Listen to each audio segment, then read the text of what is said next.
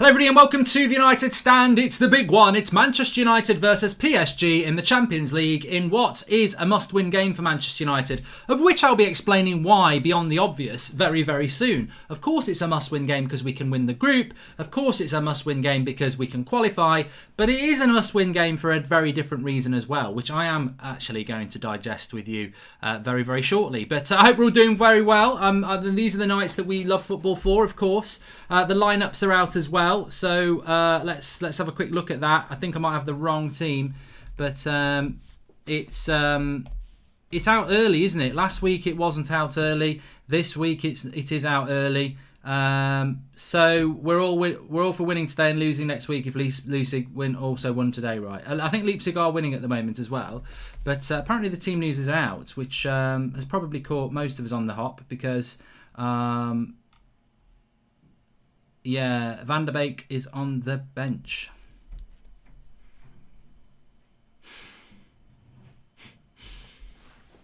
Maybe he's got a knock. I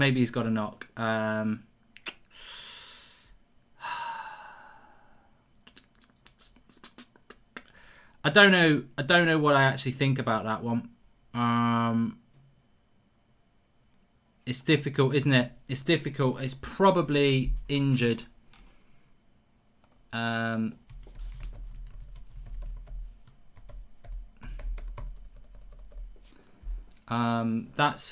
That's disappointing. How do you that David De Gea is injured, says Ferto.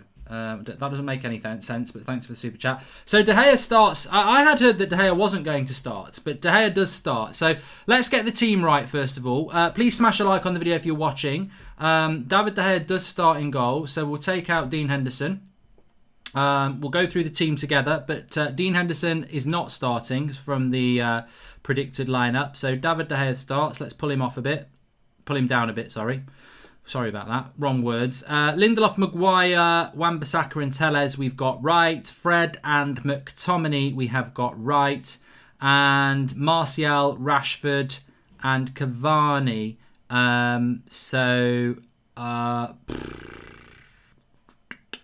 Disappointed. I'm disappointed. I don't think that Donny van der Beek has been dropped because of injury. I think he's been dropped again because Ollie just doesn't get it. But, you know, maybe it is an injury. So I'm just going to keep it on the down low. I'm happy to see Anthony Martial back in the team, by the way. But very disappointed to not see our man Donny in the team. I think that's a little bit disappointing. I've only done that so I can go back to there. So that is the starting team for Manchester United. We've got De Gea, Lindelof, Maguire, Telles and Wan-Bissaka. So it's not a back five, which is quite interesting. We've then got McFred back with Bruno ahead of them. And then we've got Martial, Rashford and Cavani. I mean, it's a good team. It's just a shame that Donny van der Beek is sacrificed. And what I would say is, I mean, Ian Byster says Ollie is obsessed with McTominay. I would say that,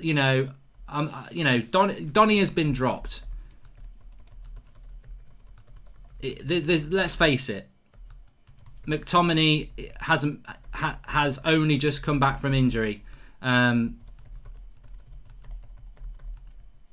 So you can't use that excuse.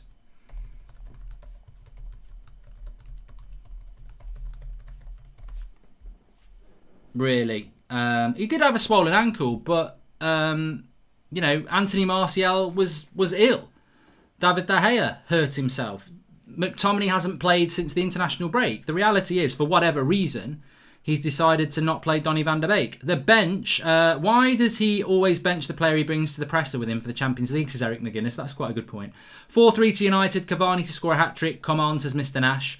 I still think we've got a good enough team to win, by the way. On the bench, you've got Henderson, Bailly, Fosu Mensah, Williams, James, Lingard, Mata, Matic, Pogba, Van der Beek, Greenwood and Ighalo. So obviously we can make 5 substitutions and it's a very strong bench as well. Ollie thinks about McTominay in the shower, says Paul Not Nice. We can neither confirm or deny that. And happy birthday to Flex. Yep, he's going to be on in a minute. I was going to save it till there, but happy birthday to Flex. He's just waiting to protect the defence because we're playing a back 4, says he's just wanting to do that, says Ewan Black. Yes, we can also give you the team news in the for PSG as well, because I think that should be in as well. Also, the score in the Leipzig game is that they're 2-1 up at half time, which, we could do that being a draw, really. And the lineup is not out where I normally look. So let me just have a look and see if I can find you the PSG side for tonight. Not 100% convinced that the PSG side is out at the moment, but bear with. Let's have a look. No, I can't see the PSG starting lineup here. Sorry. See if I can find it.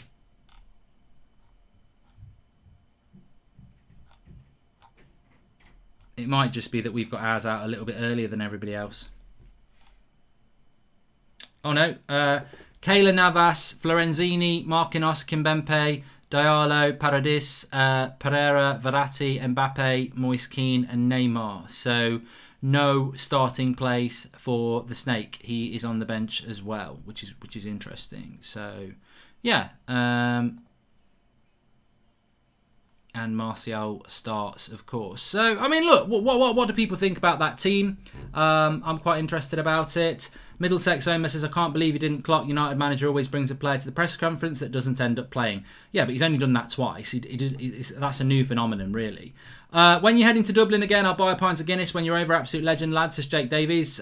When your pubs are open, Jake, really. Thanks for the super chats that are coming in. If Mourinho wasn't United manager, McTominay would have had the same career path as Cameron Borthwick-Jackson, says Julian S. Is Ollie possibly parking the bus tonight with McFred again, says Philip Purtonwood.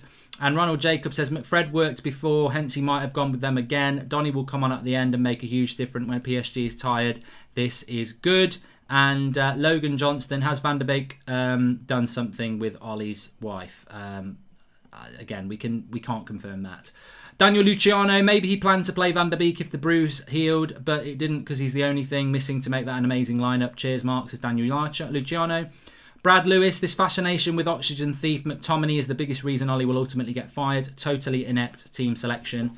I mean, look, when I look at that team and I look at that team, I think that it's a good team.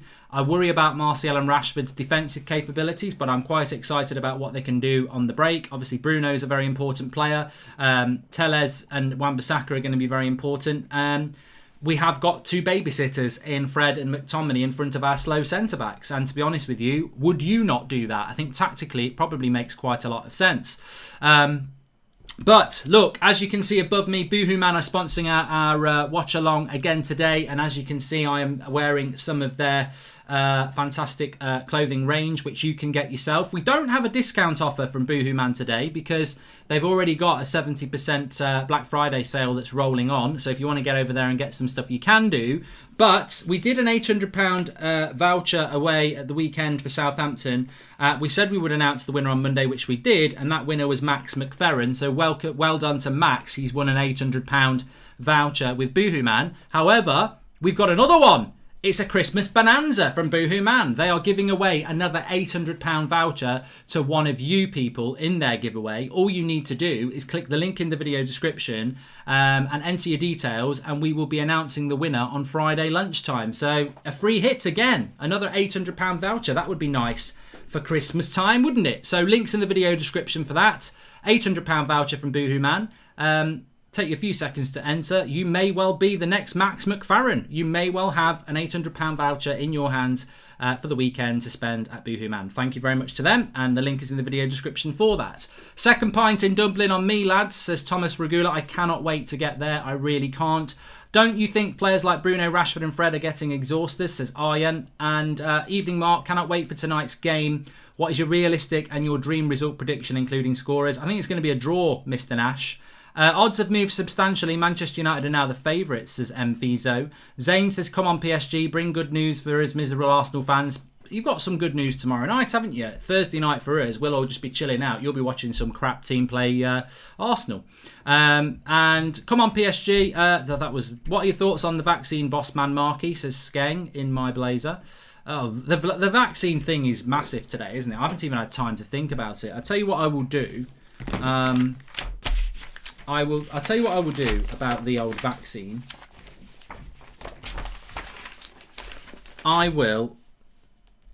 put it in my conversations for going for Goldbridge tomorrow, or cooking for Goldbridge.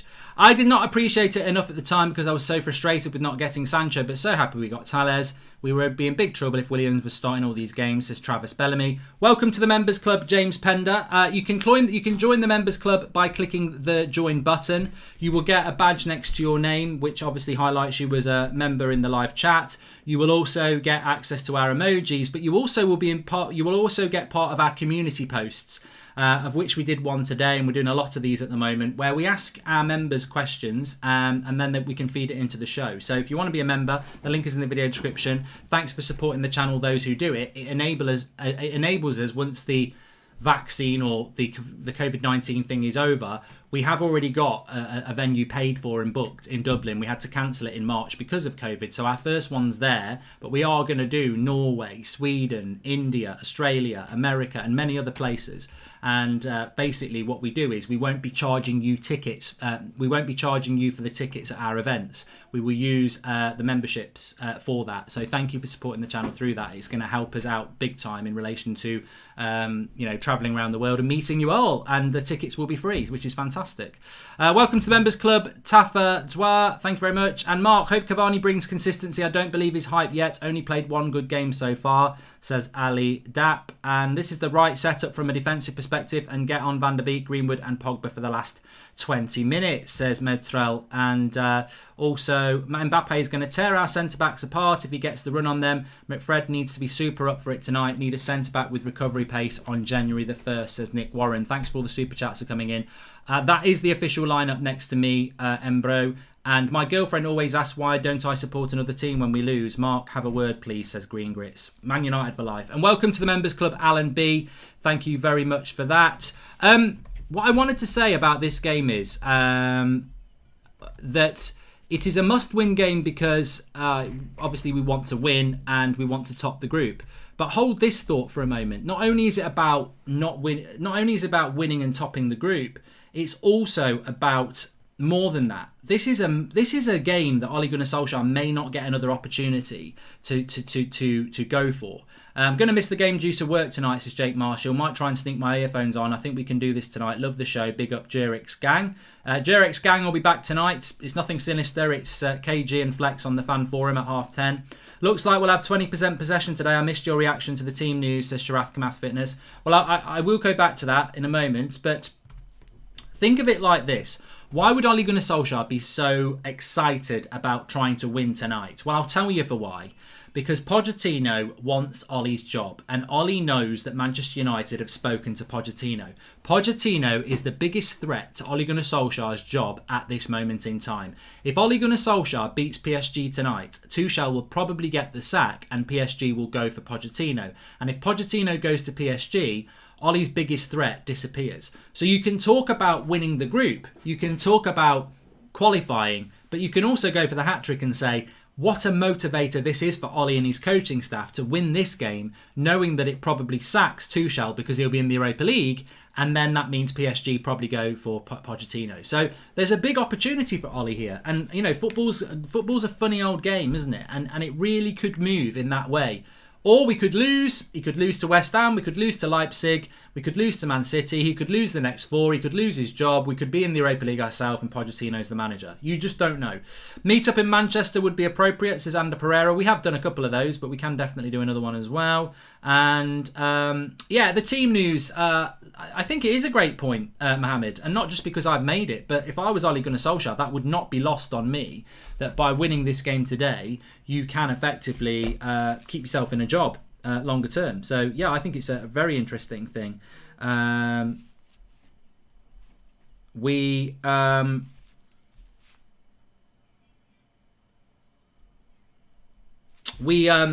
in relation to the team, won't United approach Tuchel then, says Vaybuff? I hope not. I mean, there's always options, isn't there? What I would say is that with regards to that team, and that is the official team, Van der Beek hasn't started as well. Di Maria is on the bench for PSG. They actually are starting Moise Kean, which is amazing because he was shit at Everton, wasn't he? But he does start for PSG, who haven't actually played that well in their last 3 or 4 games. So I'm confident United are going to get a result here tonight. But what I would say is I'm not surprised by that team. I thought Henderson would start. I thought Van der Beek would start. But I did predict that McTominay would start. Ollie loves McFred. Ollie loves McTominay and Fred. I think this is his first choice midfield pairing, whether we like it or not. So what does that mean for Donny van der Beek? I mean, does it mean more bench time? I don't know. I think the West Ham game will be very interesting if Van der Beek is benched again. And let's not forget, where is Van der Beek? Where does Van der Beek fit in now that Pogba's fit? Does he bring Pogba on before Van der Beek? Does Van der Beek have to get back in the line? We don't know. We will have to wait and see. But I'm not massively surprised that he's played McTominay and Fred, because they will be shielding. They'll be babysitting again. And look, I'm not even saying this negatively. We are playing Neymar and we are playing Mbappe and we're playing a good PSG team.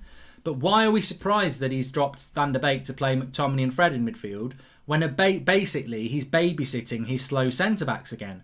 Maguire and Lindelof, we will never win a Champions League or a title with those two centre-backs. They just don't work. They're too slow. They need babysitting, and that's what we're going to do tonight. Mainly because we're playing against a good strike force. And, you know, of all the games, you might say this is the sort of game to do that. But that's why we're doing it. Welcome to the Members Club, Papa Green, and welcome to the Members Club, Chris Salazar. Thank you very much. Actually, that reminds me, just talking about centre-backs, we put a question on our community tab today. A poll, actually, for our members. We do this quite a lot. And we've had quite a lot of votes on this. And the question was, hi members, we need your help on something for a chat on the show tonight. Which player would you take at United as the centre-back? Would you rather Eric Bailly stayed, or that we got Ben White or Johnny Evans? Johnny Evans got 12% of the vote. Eric Bailly got 21% of the vote. And 66% went with Ben White when picking between those three players. Ben White is obviously, I think he's 22, playing for Brighton at centre-back at the moment. It surprised me a little bit because I thought most people would go with Eric Bailly, but I think they didn't go with Eric Bailly mainly because of the fact that he is injury prone, and you cannot build a team around him, can you? But that thank you to the members for that one. Interesting on your thoughts there. Another super chat coming in here. On the Poch thing, you just said Ollie might go with the fear of losing. I see a draw or a win. If PSG plays like they did last time out, I would love Twan Sebi, says Fabian. And I wonder the team Ollie would put out on a Champions League final, says Supra. And welcome to the Members Club, Robert Carrick. I mean, look, we're on a great roll at the moment, and I actually genuinely think we can continue. I think we can win tonight, Tame. Name and shame the people that said Eric Bailly, says Robert McCormack. I think we can get a good result tonight, and I do. But I do also think that Ole Gunnar Solskjaer is always going to have a question mark over him, because in the bigger games, and when I'm talking about the bigger games, I'm talking the Chelseas, the Manchester Cities, the Liverpools, the PSGs. Is he going to play defensive football? Well, is it defensive football when you play Cavani, Rashford, Martial and Bruno? We've gone with the back four this time, which shows our confidence has improved a lot since the last game, says Jake OG. Good point there. And James Pender says, with McTominay in midfield, we will lose the match as the game will be won in the midfield battle. Well, Verratti plays for PSG. I am keeping an eye on the Leipzig game with Istanbul. It is 2-1 currently. Istanbul got a goal just before half-time. They were 2-1 down.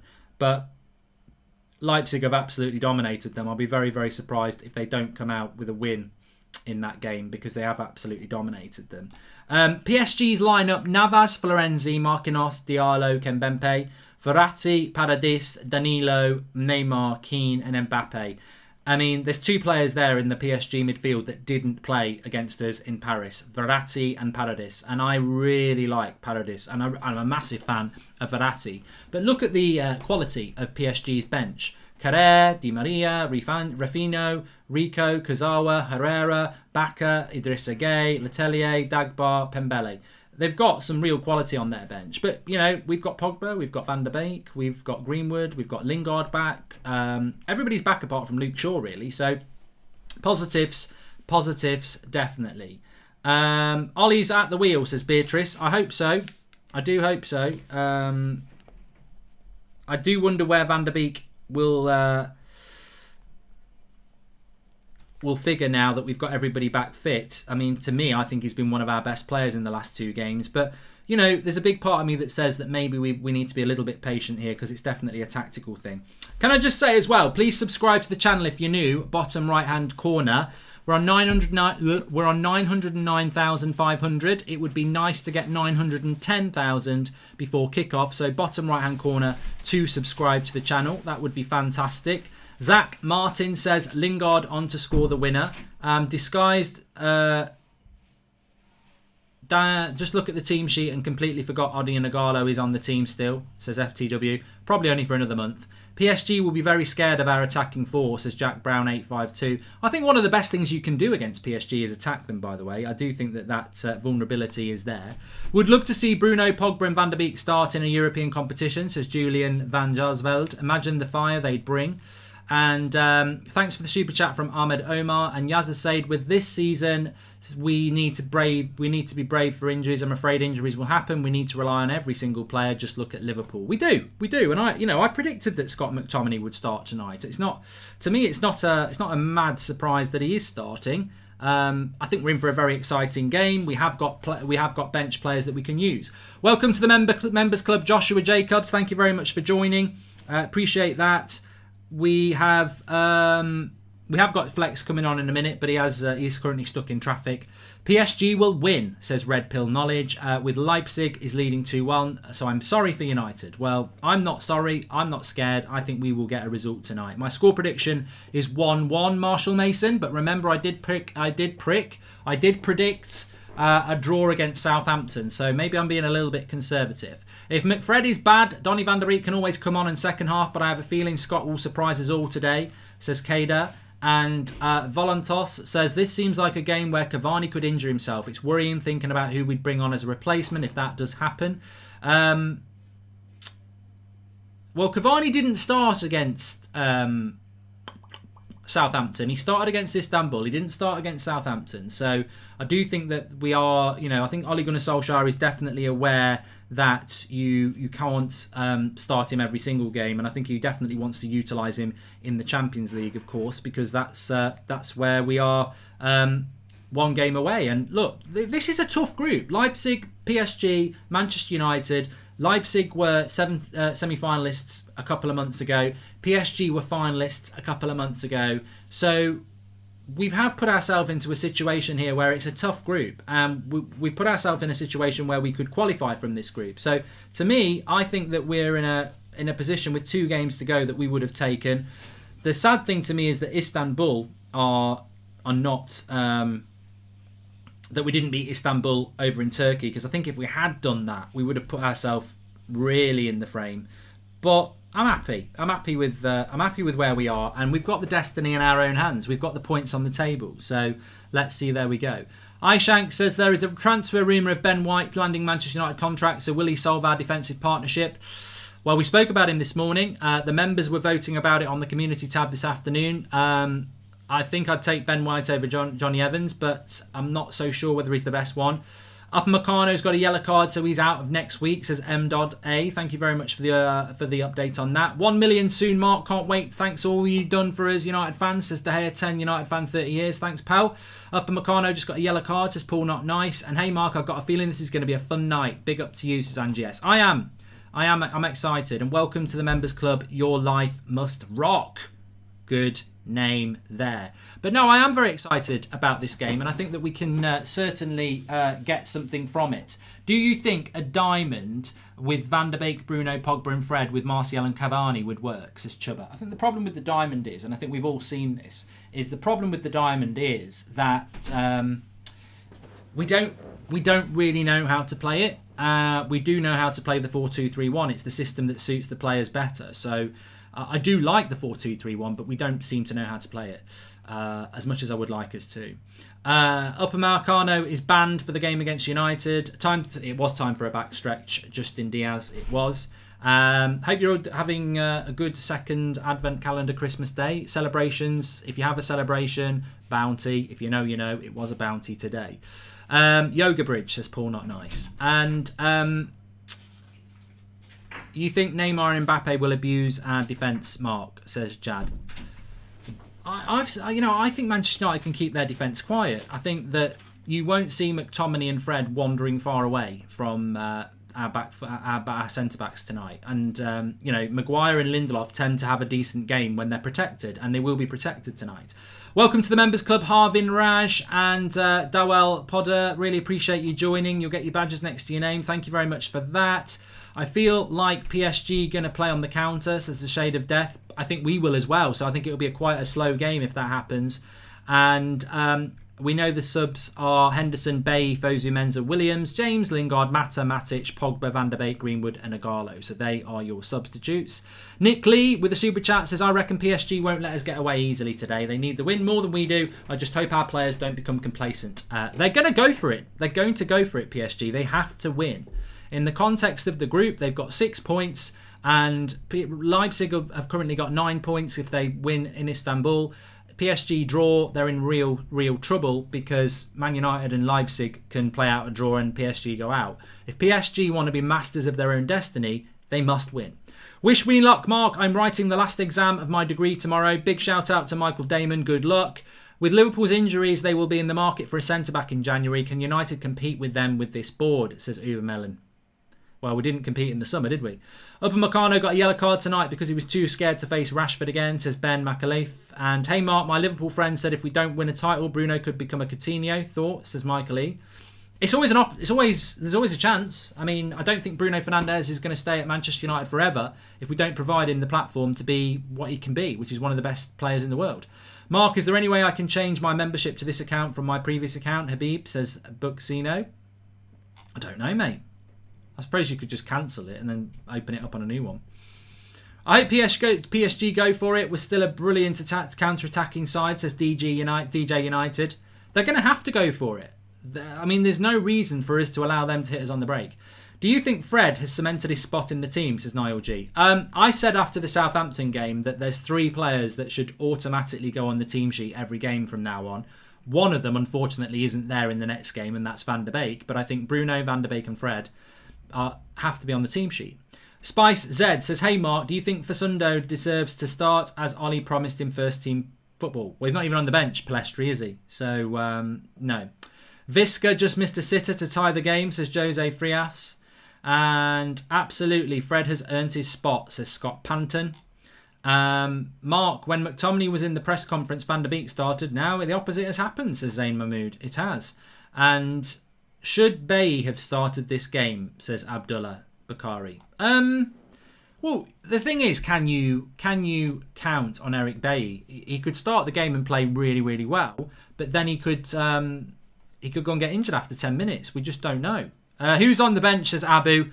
It's really a case of who's not on the bench. The only 2 players that you're really going to not know that are on the bench are Luke Shaw and Phil Jones. Everybody else, including Lingard, Pogba, Matic, Van der Beek, Greenwood, they're all on the bench.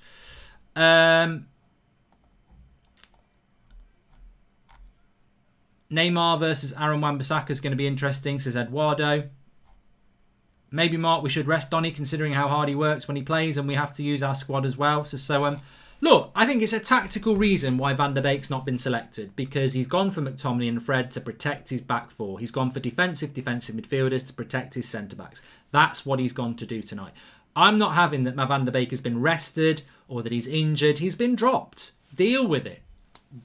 He's been dropped because McTominay's not played since before the international break. He goes straight into the team. Bruno got stood on. De Gea had to come off. Martial was sick, and they're all starting. Donny could have started tonight if he wanted him to. He doesn't want him to. So we just have to deal with it and hope that it's a good tactical choice. Keelan says, I've missed that, sorry. Sheraz says, but if this continues, then every time it's a big match, he will bench Van der Beek like against City and Liverpool. Sends the wrong message, says Sheraz. Mark, predictions for score tonight. I'm going for a draw. And I think that will be enough. But yeah, I'm going for a draw. He's injured, says Yazdan. If he's injured, he wouldn't be on the bench, mate. And you can make 5 subs, Chris Grathwell, you're right. Linda Guire versus Mbappe and Neymar equals recipe for disaster, says Fia Patani. But not if those 2 midfielders, not if Fred and McTominay stay where they are on that picture there. If Fred and McTominay stay on that picture there, then it won't be that way, will it? It won't be. Hello, Mark. Thank you for the streams. You're a legend, says Brandon Van Grove. Thank you very much for the super chat there. Please subscribe to the channel if you're new, by the way. Bottom right-hand corner to do that. We are currently about 400 subscribers away from 910,000, which would be great to hit before kickoff. Bottom right hand corner to subscribe. Click it, subscribe, and then you'll get your notifications when you go live. It's free to subscribe, by the way. That's how YouTube works. But we are live every night at 8 o'clock. Obviously live for every match. We've got a 10 a.m. show every morning as well with all the latest Manchester United news. Fantastic community. We're always live as well and interactive. So subscribe, bottom right hand corner. Sam Besant says, my girlfriend is almost a United stander. Please push it over the line with a shout out to Yo Betsy. Betsy, come on. Join the United stand crew. I'm okay with the Van der Beek situation, but really hope Rashford and Martial can play with a winger's mindset instead of a striker's. Jason Zhang says, that doesn't make sense. Martial being ill doesn't mean Donny can recover from his swollen ankle quicker, says Jason Zhang.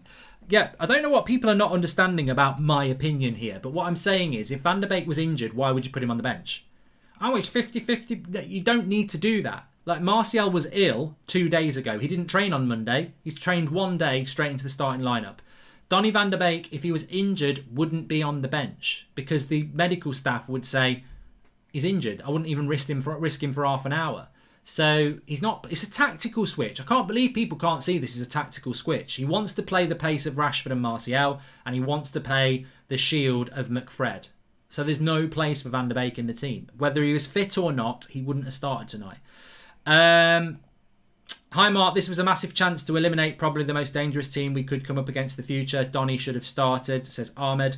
And instead of putting McFred to protect Maguire and Lindelof, put them at centre-back, says Hodge. Burn it down. Thank you very much for those super chats that are coming in. I appreciate that. Make sure you subscribe. I just want to say as well, we are sponsored by the Boohoo Man clothing range, again, of which I am wearing it. Model Bridge. You can get yours through the link in the video description, but as Max McFarren did on the weekend for the Southampton game, we've got another we haven't. Boohoo Man are giving away a United Stand viewer another £800 voucher. You can win an £800 voucher. We will be announcing the winner on Friday lunchtime. All you've got to do is click the link in the video description, enter your details, and we will announce the winner on Friday lunchtime. Max McFerrin did this on the Sunday show for the Southampton game, and he had an £800 voucher by Monday lunchtime. So links in the video description for that. Thank you very much to Boohoo Man. And a nice £800 voucher would be nice for Christmas, I imagine.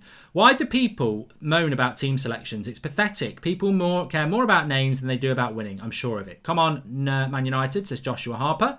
James Pender says, Mark, do you think a diamond with Fred, Van der Beek, Pogba and Bruno would work defensively and attacking wise? I think the diamond would work, James, but I don't think we're going to do it. And bottom left-hand corner to subscribe from now on. It's moved from the right, says Maricus 1991. Has it really? I thought it was always bottom right. It's not, it's bottom right. I'm on it now. I can see PSG going for Zidane rather than Poch if the perfect storm happens. Feels like Poch is set on a UK job, says Nick P. I think he'll be at Real Madrid or PSG by Christmas, Nick. That's my personal opinion. Ollie's probably trying to remain in the match till the hour mark and then with substitutions go for it in the last 30, just like Leipzig, says Sarab Chowdhury. And thanks for those super chats coming in. I think we're up to date with those. Mason Greenwood the GOAT says, I think we have a strong bench and looking forward to Cavani scoring if he does. Do you think he will do respect? I think he will. Happy birthday to Flex, says Jehu Morrison. Yeah, I think that he will. Yeah, I think he will show some respect because that's what he. That's the sort of guy he is. He's a professional. PSG didn't want to renew his contract. He left PSG. He's come to Manchester United. I don't think he will be disrespectful. But remember as well, there are no fans in the ground, so it's not as important, I suppose, in that case. Flex, can you hear me?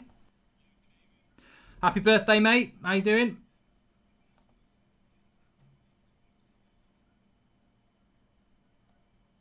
Welcome to the Members Club, Gary Rowe. What's your thought? Well, a lot of people saying happy birthday, which is nice. Might be a controversial opinion, but McTominay isn't good enough for United. Just a passion merchant. Wouldn't make it into any other top 6 side. So CRCL20, thanks for the super chat there. Some people are not happy with that team because there's no Donny van der Beek. I've said, look, I would definitely... sorry, your audio is not on for everybody else, so I need to turn it up. Happy birthday, Flex. Can you react to that? Because I didn't have your audio on. You muted me again. You put no respect to my name. Even on my birthday, I can't even get you to unmute me, man. What's going on? Did it on purpose, really. But look, the team news. I said, really, he was always going to play McFred if he could do to protect his slow centre-backs. That means there's no place for Van der Beek. What's your thoughts on the team? Yeah, I was kind of surprised. As soon as I saw it, I was really surprised that we didn't go with the five at the back. However, you have that instant reaction. When you actually look at it, you're thinking, actually, with the injuries we've got, it probably, I can understand why. He probably didn't just throw Bailly in there. He didn't just throw Luke Shaw in there. They're not quite ready yet. And then, I was thinking after the last Champions League game, we might even have to play McTominay in there. So at least he's not, just tried to do it for the sake of doing it. And it's quite brave, actually, because he's gone really attacking. The front three looks good. I like that. Although Martial might be a little bit rusty, hasn't played and hasn't trained properly in the last week or so. But he has gone for it. And it's good to see Cavani start. I was disappointed like Van der Beek, and I do agree with you. If he's fit enough to be on the bench, that means that he can be involved. So it is a tactical thing. It 100% is a tactical thing. He's looked at it and thought, I don't fancy you for this game for tactical reasons. I want Scott's, his physicality in there. I want his tenacity in there. I want his destroying mentality and kind of running around mentality. I want to go with that alongside Fred today. Otherwise, he would have went with Matic. Do you know what I mean? So I think it's clear why he wants McTominay in there.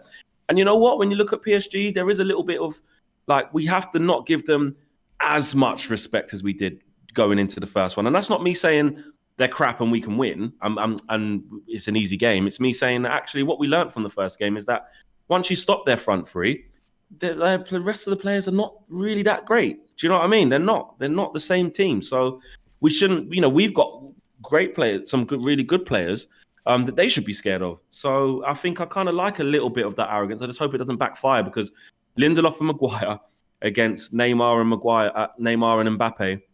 I know Di Maria's not starting and Moise Kean, fair enough, but it does kind of make you worry a little bit. But you know what? Fair play to Ollie's gone for it. And I agree with you. That team's still good enough to go and get a good result in this. Let's not kid ourselves here. And the bench is really strong as well. So, yeah, I'm not just saying it because it's my birthday and I'm in a good mood, but I feel really positive. Welcome to the Members Club, Toady Emmett. Off subject, but are you still doing United Stand FC? And if so, we have any videos for your matches, says Marine and Rattlesnake. No, bored of that. It's so 2018. I just find it boring. I think, well, I suppose that's a bit disrespectful. It was good for its time, but I think that the YouTube football teams, I think it's had its day. I really do. And also, I think me and Flex were always of the opinion that we wanted to play. And then what people started to do is they had AFTV, United Stand FC, and I'm a manager on the sideline. And we're all old enough to still play and make it fun. And nobody wanted to do that. They wanted to try and be the next Hackney Wick. And not Hackney Wick, hashtag United. And that's I'm definitely still old enough to play, mate. I don't know about you. I've only just turned 33. I could still play as well. Even so, there's veterans football. Happy birthday, Flex. Liking this lineup, it shows courage and hope we go out and put out a performance, says Vignesh. Mark, Republic of Ireland is part of the EU as well. We can say goodbye to buying young Irish talents like the good old days as well, says Red Baron. This team can win big if they break the midfield line and use the pace on the wings. With PSG, don't have great fullbacks. Good point, Devon Brown. Happy birthday, Flex. Not the tape, but says Austin Baker. But no, I mean, look, everyone's asking in the live comments. I've gone with a draw again, as I did against Southampton. But I'm confident we're going to get a good result. I'm certainly not scared, and I'm certainly not thinking we're going to lose. So what's your feeling on the game, i.e. score prediction and how it's going to go? Because PSG do need to win. Self-professing brilliance here, I did say that this game's really important for Ollie as well, because if he wins, Tuchel will get sacked and PSG will go for Poch and he removes his biggest threat. So it's a big, looking at it like that, I think Ollie's, it's almost perfect for Ollie to win this game on the counter-attack, because 10 minutes to go, Ollie will be thinking, 10 minutes to go, 1-1, 0-0, they're going to go for it. Yeah, I'm going to hit them on the break. Yeah, I think we might see them have a lot of the ball, especially because we've gone with a 4 as well. I don't see us just absolutely going for it and doing it. I think it's going to be. I've gone for an energetic, high-scoring game. I've gone for another 3-2 win. I just feel like there's going to be goals in it. I just got that feeling. I think we've gone really attacking, so we might not be the most solid, and they're not the most solid anyway. I think it'll be quite open. I think it'll be end to end. We'll see. From the first sort of 10-15 minutes, whether I'm right or not about how the game will pan out. But I don't think it'll be cagey. I think it'll be quite open. And I think there'll be a lot of goals in it. But you're right. I think they drew their last game 2-2. They're not doing very well right now, are they? No, in the French league, they've. I think I've got a few super chats flying in here. Would you stick with Ollie if we don't qualify? Says Nick Lee. Happy birthday, Flex. Hope you had a good day. Come on, United. Says Ryan. Frank Schmidt, welcome to the Members Club. This match would be directly decided by how good Maguire is and how he finds himself up against Mbappe and Neymar are isolated. And remember, PSG left Cavani out of the special video package made for their anniversary of the club, says Joskin, so he might not be too happy. I mean, look, at the end of the day, Ryan, I think they drew at the weekend with Bordeaux. They lost 3-2 to Monaco. They only beat Leipzig 1-0 and Leipzig had more of the possession. So they're not in a great vein of form at the moment. And I disagree with what that person said there. I don't know about you. I don't think we're going to see Maguire or Lindelof in a situation where they're isolated, because I think that's the whole point about that's why we're playing McFred, because they're just going to bubble wrap and protect those two. I think so. Yeah, I think it's really clear with Ollie's thinking, because he hasn't gone with Van der Beek, and that for me is tactical reasons. If he wasn't fit, he wouldn't have been in the press conference and he wouldn't have been on the bench. Do you know what I mean? If his ankle hadn't have, gone down in time, he would have just not been in the squad. So for me, I mean, just on that one, I just want to get your opinion on that. I think some people they want to believe that it is an injury because they don't want to believe that Ollie would effectively drop Van der Beek, which is what he's done for tactical reasons. If he wanted to play him, he would play him.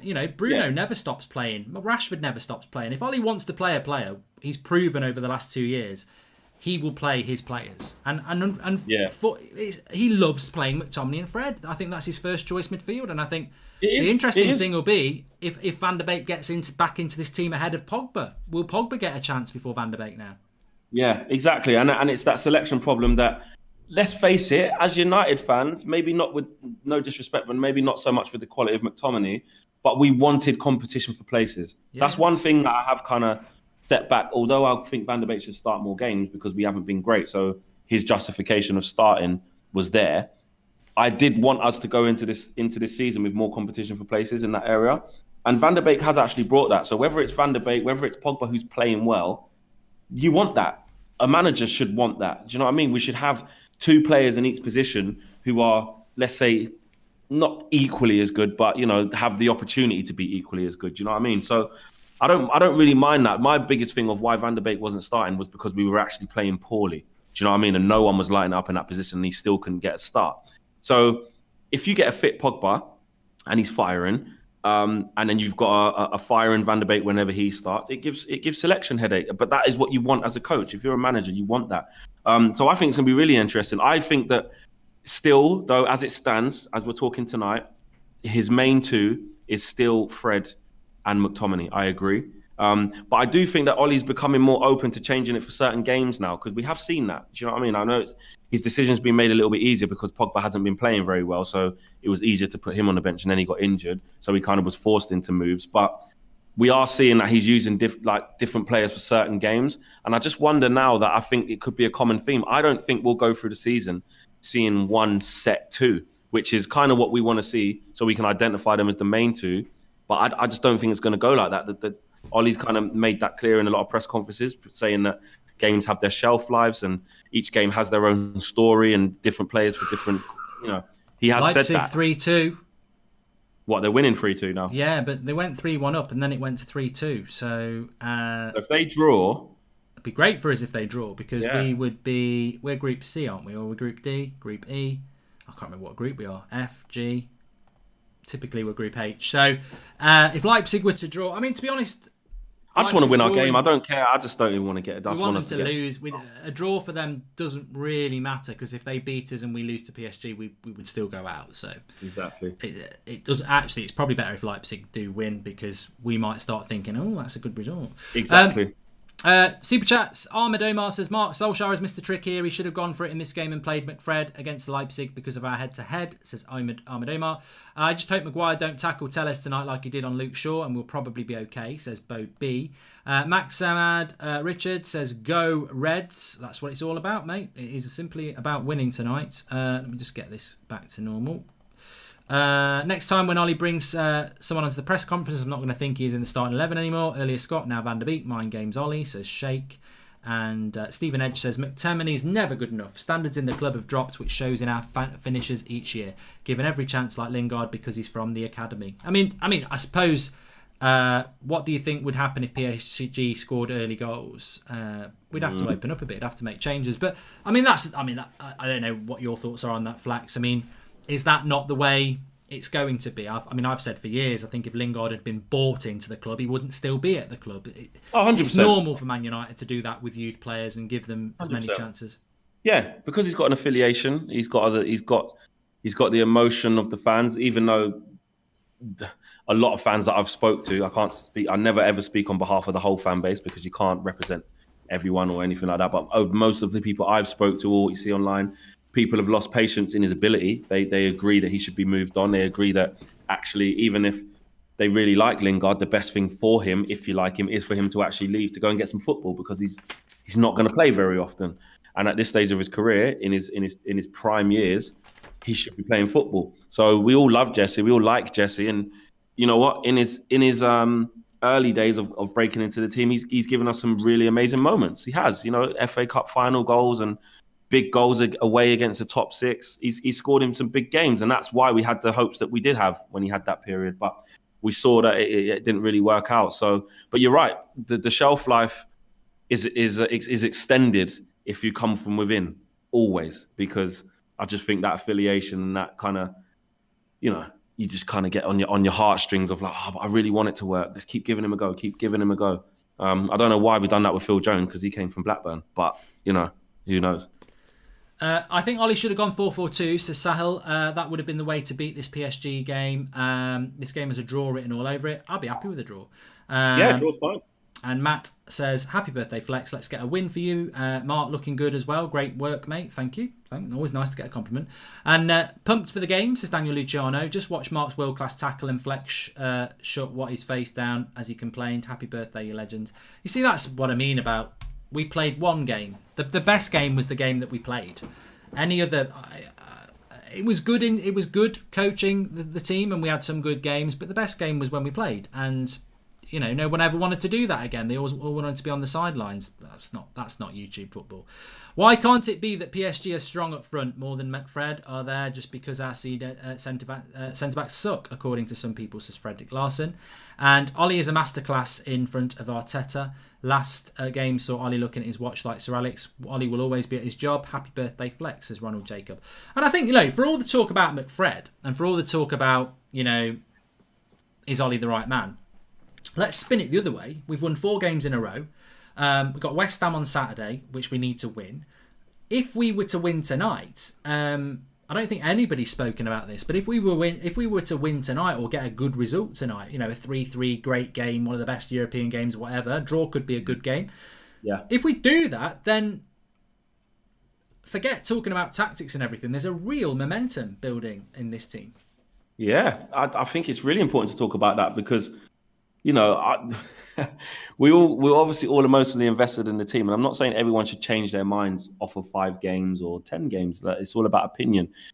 But me personally, I'm just, after how low we've been at certain bits of the season, and it shows how football can change so quickly, I'm just been reluctant to kind of buy into the fact that we've turned a corner, because I think it's like a defense mechanism because we've been there before. And for me to really say we've turned a corner, I need to see longer than 5, 6, 7 games. I've been there before. We've been there before as Man United fans.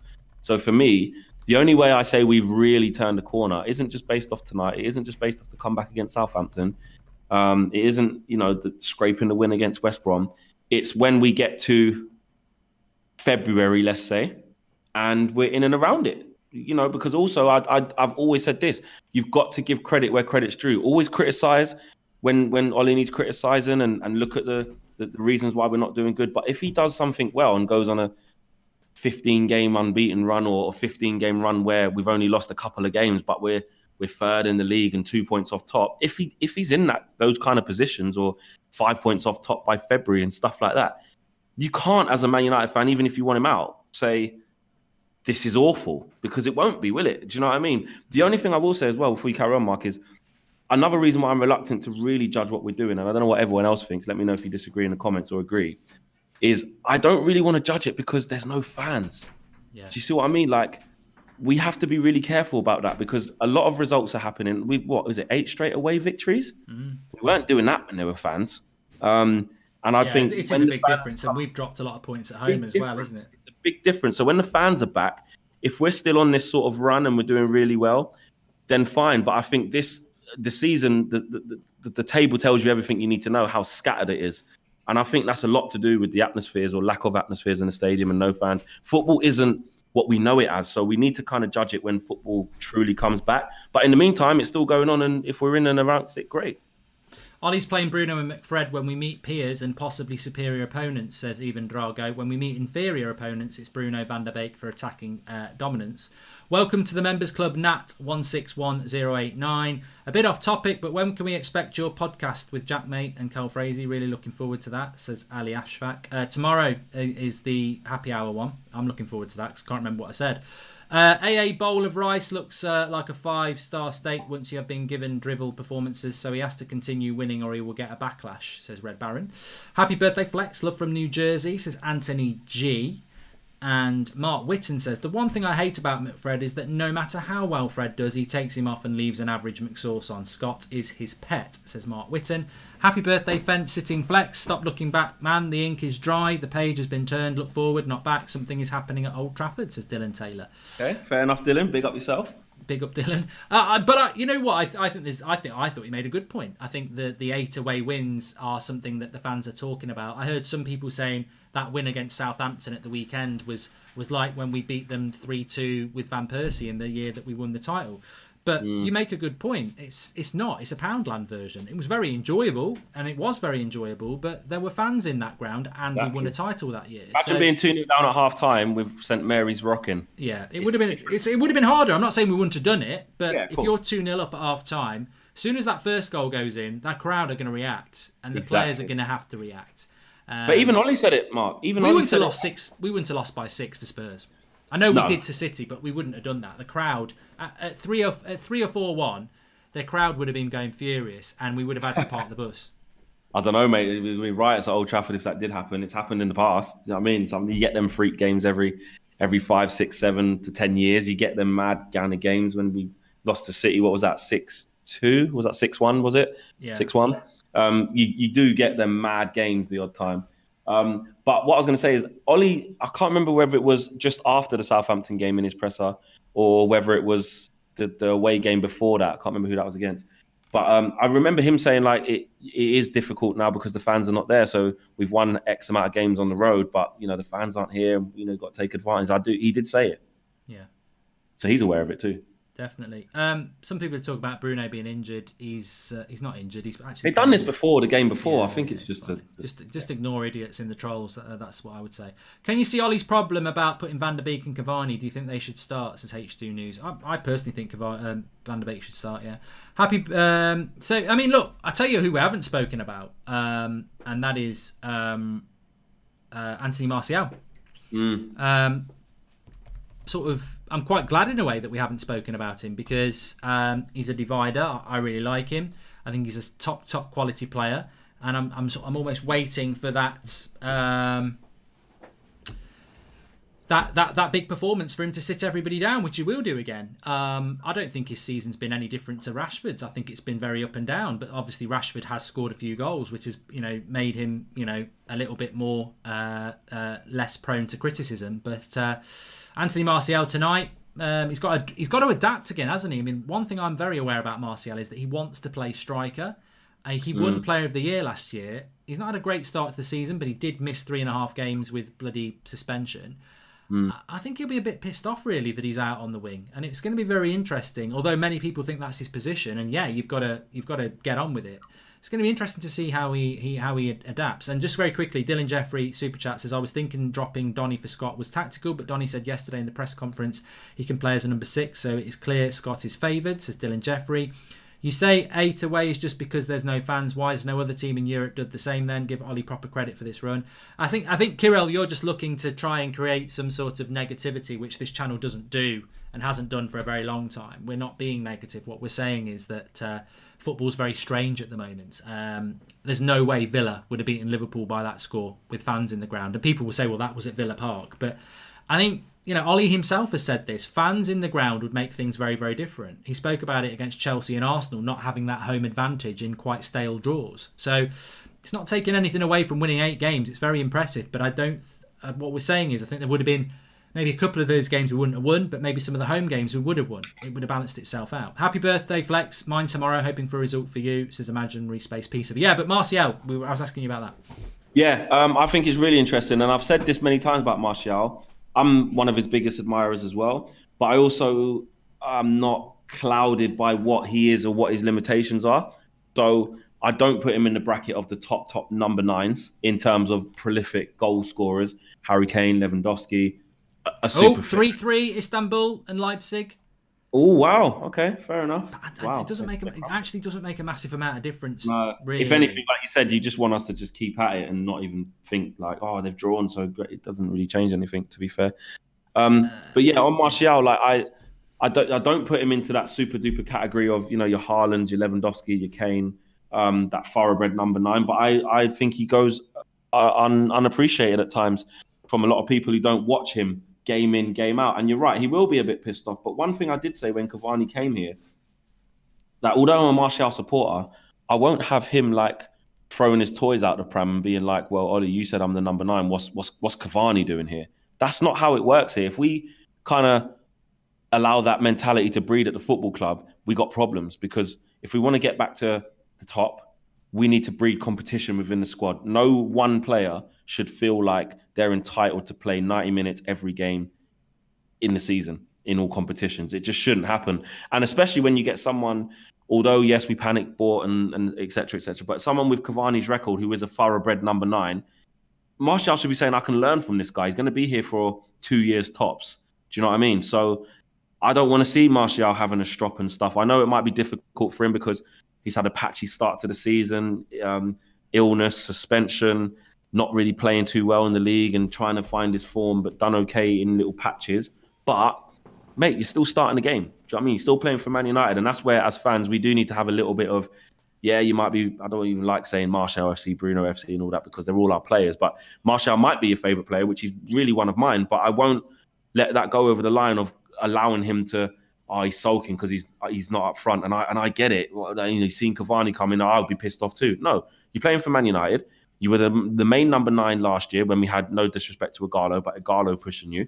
Now you've got a top quality centre forward in Cavani. Yeah. 1, you can learn off him. And 2, if you don't play well, he's going to start games. And you know what? Some of his attributes, we might need him to start certain games up there. And for a more potent attack for the team in the next year to 18 months, it might be with Martial on the left, Rashford on the right, and Cavani up front for certain games, like tonight.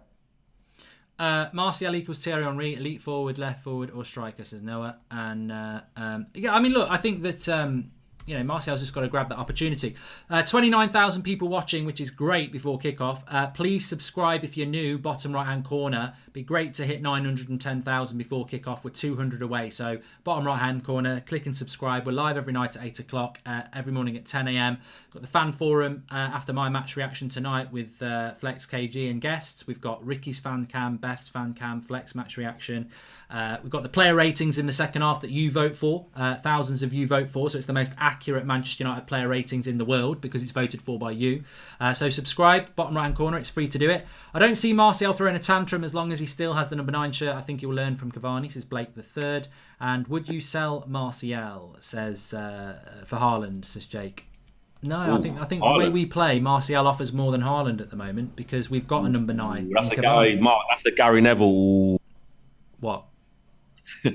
That's a mad one, isn't it? Martial for Haaland. Yeah.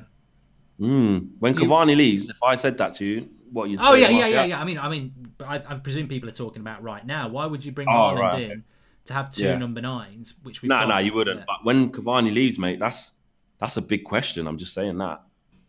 Smash a like on the video if you think Flex is funnier than Mark, says Joshua Bowater. I don't think there'll be many likes for that. And Druv Jane, welcome to the members club. Thank you for that. Of course, you can become a member and get a badge next to your name by supporting the channel, which is really appreciated. Remember, all our content is free. We don't do any Patreon or anything like that. So thanks for supporting the channel and becoming a member. Druv, really appreciate your support. There was something I was going to play. Of course, there, I know what I was going to say. 3-3, Istanbul and Leipzig. Now, people are going to get excited. It actually makes very little difference because if we lose to PSG and Leipzig, we're out anyway. That's not going to change. If Istanbul had won and get a late winner, we're in a really good position. But Leipzig are on 7 points, we're on 9. So if we lose our last 2, we're still in third place. So Istanbul just hit the post or crossbar or something. Everyone's putting crossbar in the comments. You see, that would make things different. But what it does do, it means if we draw tonight, then we are going to be through as well, because we would be 3 points behind Leipzig, and even if they beat us, we beat them very well, didn't we? So a draw tonight and we're through. But as things stand, that Leipzig result doesn't make a hell of a lot of difference unless Istanbul find a winner, which obviously would be nice. Can we assume that whichever player appears in the press conference is not going to start, says Asset? Not the first to say that, but it is looking that way. Hello, Mark and Flex. Good to be here. Come on, United, says PJ Pennington. Hello, PJ. I hope your assignment went well. I know you was watching. Yeah, big up PJ. Leipzig hit the post. Right, okay. There you go. So Leipzig will be worried. What it does do, it's not a problem for us, but what it does do for Leipzig is that if PSG lose tonight and then we beat Leipzig and PSG beat Istanbul, or if Leipzig draw with us and basically Leipzig are in shit really. Actually, I mean, I don't know what you think about this, Flex. I mean, presuming we get through, and this is very arrogant, but presuming we get through, who would you rather go out, Leipzig or PSG? Because I'd rather Leipzig went out, because then we might get up Meccano if they're in the Europa League. Good shout. Yeah, my immediate thing was just PSG because I just don't like them and I want Di Maria to be shit. But yeah, I agree. I'd probably say when you put it like that, you're kind of looking at them having a shit season. You know, done 5-0 by us. Leipzig have just scored. Leipzig have scored now, so... well, there you go. That puts that to bed. Yeah. Well, it's still quite good because Vignish says, what do we need to win the group? I think if Leipzig had drawn, all we needed to do was draw tonight.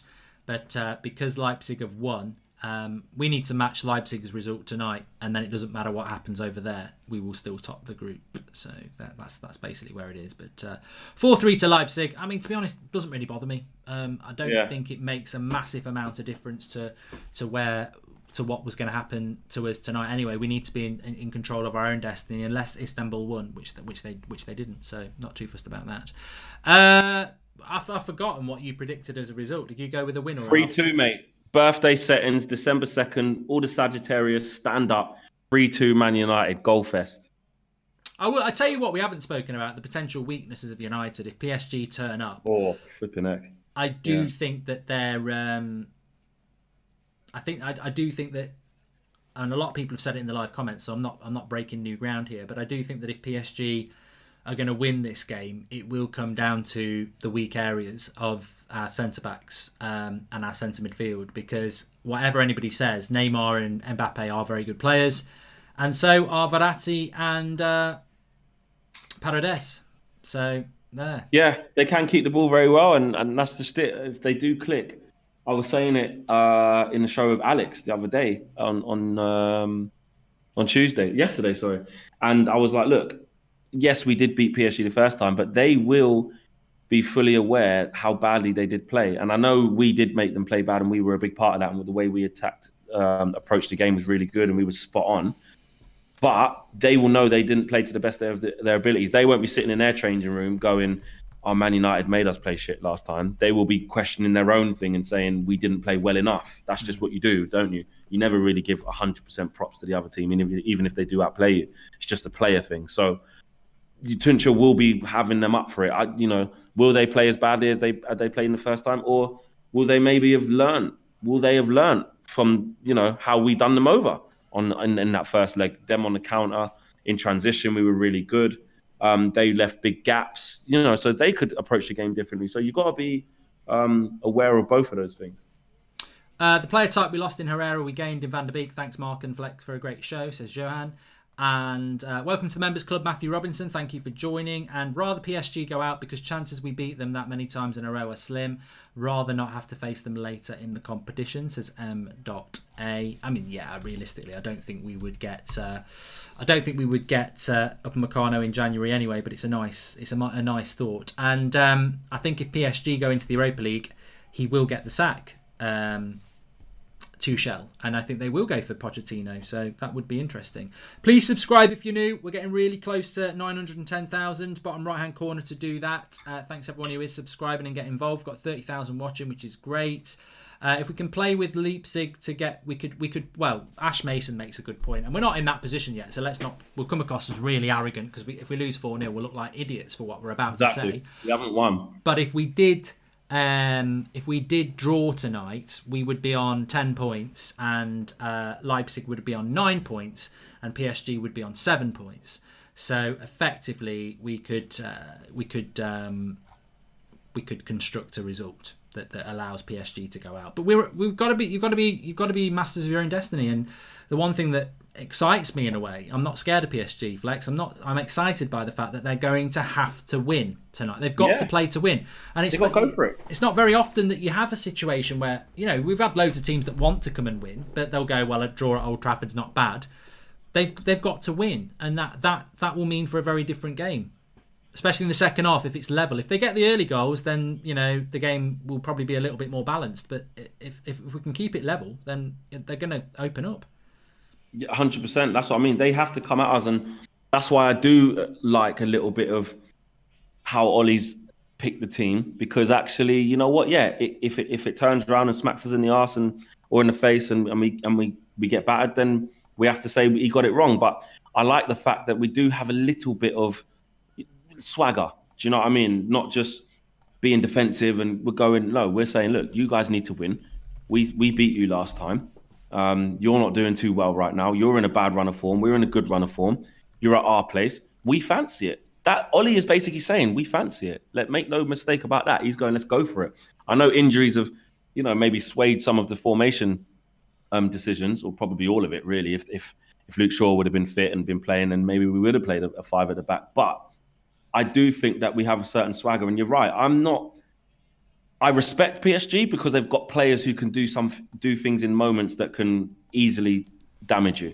But I'm not scared of them. You're right. We got to look at our own players and say, look, we've got Martial, Rashford, and Cavani starting with Bruno just behind. That's enough to scare any defense. So I'm kind of very, very positive about that, and I like the fact that Ollie has been too. So I agree with you. We shouldn't be scared, and the fact that there's more pressure on them to win than there is us. Yeah, definitely. A couple of super chats here. FPL Nelson, today's my birthday and my missus got me a signed Rashford shirt. Happy birthday to Flex as well. Catch you on the Flex show later. Big up FPL Nelson. He comes on the Instagram lives. Big up FPL Nelson. Well, you got a signed Rashford shirt and you got a signed vest off me. So who's the winner? I know I've got a signed Mark Goldbridge. I'm going to see how much that'll auction. It'll probably go into minus figures. Excited to see Martial and Cavani tonight. Prove those haters wrong. Come on, United, says PJ Pennington. And 12 goals in 4 Champions League games, while Arsenal have 10 goals in 10 Premier League games. Makes me happy, says Andrew Zakoff. Arsenal chat don't belong on a Wednesday night or a Tuesday night. Arsenal belongs on a Thursday night at about 5 to 6. Emmerdale Cup. Yeah, Emmerdale Cup. We don't need to talk about Arsenal. They're irrelevant. A lot of people's birthday. Apparently, it's Sean Gold's birthday. Obviously, a lot of people were very busy around February to get December the 2nd birthdays. I think that's about right, isn't it? 9 months. All right, yeah, true. Must have been cold. Must have been a cold February. What are you, 38 years ago? 38, leave off, mate. You've got years on me. Yeah, but I don't look. You look older than me, let's be honest. And, no, I just look mature. You look like a kid. That always makes me laugh. I get that a lot on Twitter. I get this a lot on Twitter. Like, you know, when I'm playing FIFA or I react to a goal, and it's normally an Arsenal fan, they'll go, 41-year-old man saying that, or 39-year-old man, or 40-year-old man. I'm like, hold on a minute. You're clearly about 17. You're ageist. You're an ageist. And how can you comment on somebody's age when you've never lived that age? Like, I don't care how old I am. I'm not going to get old. I'm not going to stop playing FIFA. I'm not going to stop. I don't think you don't hit 35 and suddenly go, I'm not going to get over excited about a football goal, or I'm not going to go rage when we concede a stupid goal. I mean, you're only as old as you want to be. I've got mates who have been bloody boring since they're about 36. Just don't talk to them anymore. Or they don't talk to me because they think I'm immature. But age is but a number. Big up Flex, love from India, says Varun. Big up, hold tight, all the Indian crew inside the building. Big up, big up. Well, we're 5 minutes, so I'll let you pop off and get comfortable, but we'll get you back on at half time. Flex is going to be doing the fan forum, which will be after the match reaction show. But it's a big game, isn't it? I think I tell you what, I do agree with Ollie looking at Old Trafford there. I mean, I'm sure you would be there normally, but we got to get. I mean, the one thing I would say about this vaccine and we've come out of a bit of lockdown here is I don't want to go back into any more lockdowns. Even if it's a trickle, let's turn the tap on. Let's start getting the fans back in the ground because it's been a novelty. It's been a forced novelty. It happened for the right reasons, but we got to start getting fans back in the ground because that's just going to be so good. We do. Although I do look at it and think, you hear these things that you're not allowed to celebrate with other fans. You've got to kind of stay in your seat. They're saying about the singing and the noise. Yeah, you can sing, but it's just, I just don't know what the experience is going to be like. But at the same time, you kind of on the other side of the coin because you really want to get back watching the boys. So it is a bit harsh. I just want the normal thing back. Like everyone else, I don't want to sound like I'm acting like the victim here, but I just want football back, man, where everyone can just go. I'll speak to you half time, mate. Thanks for popping on. Nice one. See you then. You can follow Flex on Twitter at FlexUTD. No Sancho. Who should we get out on the right, says Mark Holder. I'll be happy with the Adama Traore. I'm sort of, if we get Sancho, great, but I do think it's a bit of wasted energy now, and it's a very expensive one. Welcome to the main members club, Wally Win, and let's hope our defenders don't jockey like you were earlier today. Let's fucking go, United, says Nicola K. She's up for it. My FIFA career mode on that Mark Goldbridge That's Football is well worth a watch. All I'd say is my controller is doing quite well at the moment. It was touch and go earlier, but we did what we could for it, and it's stable at the moment. That's all I can say. But let's take that out of the air. So yes, we move towards kickoff. Excited. Let me get back into the studio. Not that one. That's for later. That's the match reaction studio there. I mean, I've given you a tour of the studio here. So this is for the match reaction. Obviously got the Christmas tree up.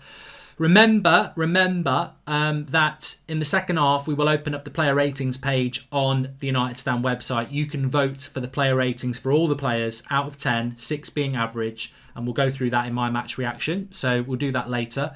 That's just another one. I wanted to come back to here so you can see the team news there. We'll get the timer started, of course. But very, very excited about this game, and hopefully we're going to get the win. Let me just give a shout out to Boohoo Man, who are sponsoring our show today. They're giving away an £800 voucher to one of you people. Only people who go through the link in the video description. Enter. It's free to enter, and they will be announcing the winner. Well, we will be announcing the winner on Friday lunchtime. Max McFerrin won one for the Southampton game, an £800 voucher from Boohoo Man, of which I'm wearing some of their clothing range right now. What a nice Christmas present that would be. So thank you to Boohoo Man, and if you want to enter, it's free. Links in the video description. Fantastic that is, and you can go a long way with £800. Welcome to the Members Club. It's October, even though it's December, but thank you very much for joining. And the players are just getting ready to go. I love it. I enjoy all the chat before and the all intricacies about this player, that player, how we're going to play. But when the game kicks off, that's what it's all about. And I'm very, very excited. So it's you and me and you for this one. Get your score predictions in there. We've not done that yet, so get your score predictions in. And if you want to tell me where you're watching from, I haven't done this in ages, but where are you watching from? Going exclusive like Kickoff anytime soon, says Greg Dunbar. Nope. This is why, if you want to click the join button and support the channel, we're a YouTube channel. That's what we are. We're not Patreon. We're not Twitch. We're not anything like that. We're a YouTube channel. This is where we've always been. And we've got no plans to change that. So, all our content is free. If you want to do the super chats and supporters, that's great. If you want to become a member and get a badge and supporters, that's appreciated as well. Check Jan's tweets. Looks like Haaland is out for a year, says Jack Maskell. I'll have a look at that one. That's very sad if that's true.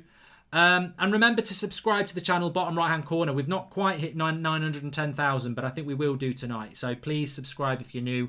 And get involved with the channel. We're live every night at 8 o'clock. We're live every morning at 10 a.m. with all the latest United news, match reactions, fan forum, fan cams, live an hour before kickoff, talking about the team news all the way through. So excited for games like these. Hello from Australia. If we win, I will consider getting life insurance, says MacDaddy69. Okay. Mark, we just need a draw, mate. Then PSG can only match us and we have a better head-to-head, says Suki. Yep, a draw would be good. Okay, I'm just about to start the timer. Get ready to rumble. Watchers wreck the mic. Watchers wreck the mic. Watchers wreck the mic. Psych. Let's get ready. Let's get ready. Let's get ready to rumble. Classic Anton deck. I think they were PJ and Duncan then. If you're not from England, you'll be like, what is he talking about? Rapping with a Geordie accent. Anyway. Watching all the way from Australia, says Truly Balls HD. And I'm watching from St. Paul, Minnesota, Mark, says Nate H. We're about to go. PSG are going to kick it off. I'm going to go with a draw, but I think it could be any score. The timer's up on the score on the thing. Let's get ready to rumble. Welcome, Joshua Bowater. Imagine if they announced the attendance at Old Trafford like they normally do. 50 people in the ground. Yeah, okay, so here we go. There's not going to be any shocks in the way we line up here today. It will be the 4-2-3-1. It will be the shield from McTominay and Fred. I think it's really important that Martial and Rashford defend. Verratti's just took a tackle there from Fred early on, which is not a bad idea from Fred. I don't think he did it deliberately. Oh, he did slide through a little bit after the tackle. I don't know why he did that. But he's not going to get anything for it. So we play on.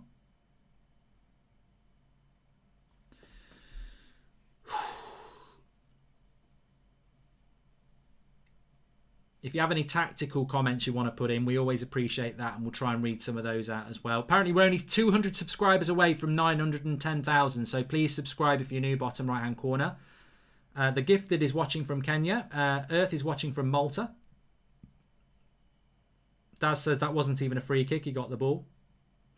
Bangzing is watching from Manchester. If anybody knows anything about the Happy Hour podcast, I keep getting asked about this. I'm on it. It's out tomorrow. If anybody listens to that. So, yeah, Man United are playing this 4-2-3-1, which we know. Fjortov says Haaland out for the season, but seems to be that he has a few weeks out with a torn hamstring. Can you say hi to my sons, George and James? Says Steve Locke. Yes. Hi to George and James. I don't know how old you are, but I hope your dad's letting you stay up and watch the match. The only bad thing about that is if they're tired in the morning, but you know what? It's not every, fans or not, it's not every night you get a big game against PSG. It's sad there's no fans, but this game is probably one of the most exciting games we've had in a long time. Neymar is just covering his knee up a bit here. Ooh, that could be interesting. Ooh. United have been given great in Europe this season, says Jack Roach. But what's the problem in the league? Well, we're doing all right at the moment. Neymar is an interesting one here. He's moving around gingerly, and that's not because he fancies a bit of ginger. He actually isn't moving around very well, and that would be a huge boost for Manchester United. I don't wish injury on anybody, of course, but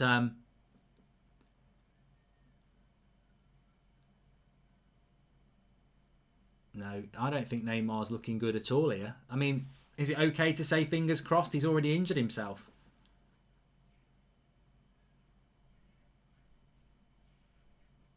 It's going to be a really intriguing game, this one, Really interesting. And I do really like Paradis and Verratti. I like them both, I really do.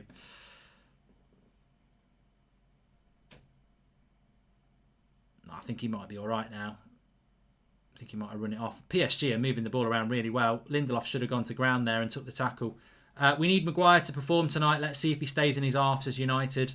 It's not the sort of game for Maguire, because he didn't play in PSG, did he? He didn't play. I don't think did Maguire play in Paris? I don't think he did. Was it Lindelof and Luke Shaw and he didn't play in Paris, did he, Maguire? So it's not his sort of game really, because there's not going to. I know Maguire was injured against PSG, but it almost suited not to play him because they won't play many high balls. He didn't play. Thank you, everybody.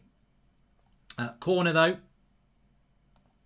So it's not, in fairness to Maguire, no hate.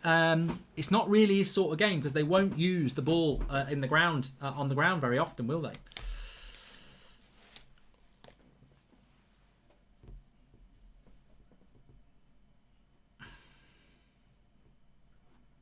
Corner to PSG here.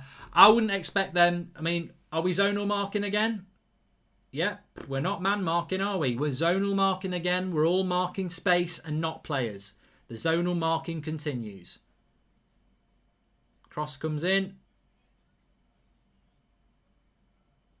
Rashford clears. There's a bit of a moan about a penalty there, but I don't think so. Referee's not spotted anything. PSG will obviously moan for absolutely everything they can. That's just what they do. Penalty handball, says Hursty. I didn't see it. I didn't see it.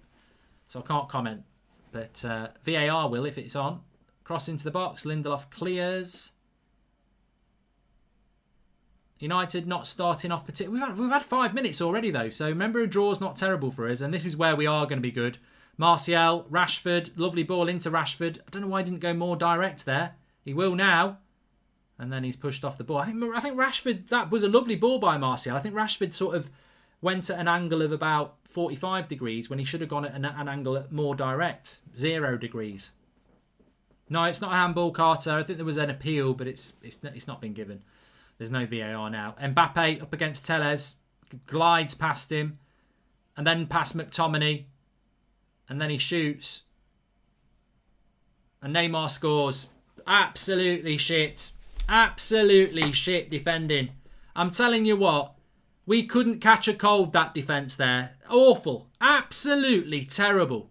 Mbappe just goes past Tellez and McTominay like they're not there. And then where's somebody on the second ball? Couldn't catch a bloody cold. That is terrible defending. We're still in the bloody dressing room. We've got our bloody slippers on. It's bloody custard cream defending. In fact, it's not even custard cream defending. Somebody get the sticky toffee pudding because we are running through custard. Maguire's got the custard, and I'm not even blaming Maguire, but he is the captain. And that whole back four, they're holding a jug of custard to put it on the pudding because that is terrible. So slow. Nobody's reacting to anything. They just glide past us. It's Mbappe and Neymar show. That is shocking defending again. We play.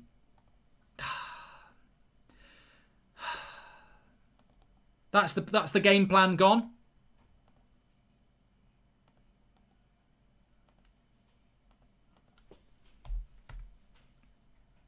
It was a bad start anyway.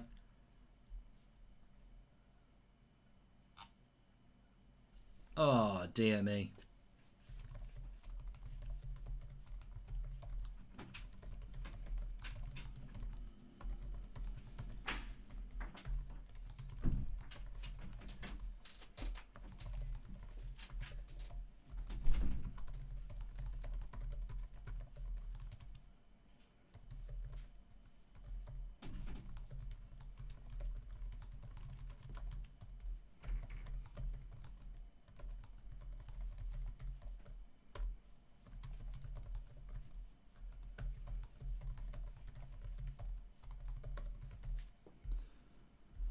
Wow, 1-0 to PSG. Well, the game plan is to sit deep and hit them on the break, isn't it? And just bad defending. What are Fred and McTominay doing there? No protection whatsoever. Pointless starting McTominay. He ain't doing his job, says Sean Negative Turner. Well, look, you know what? To be honest with you, absolutely honest here, Tellez is as guilty as McTominay is. But Scott McTominay is in that team as a CDM enforcer. He just, Tellez as a fullback, his job is to get forward and get back.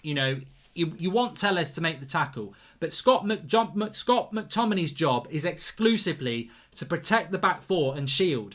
And if you're going to let Mbappe go past you like that, you've failed. Your job is over.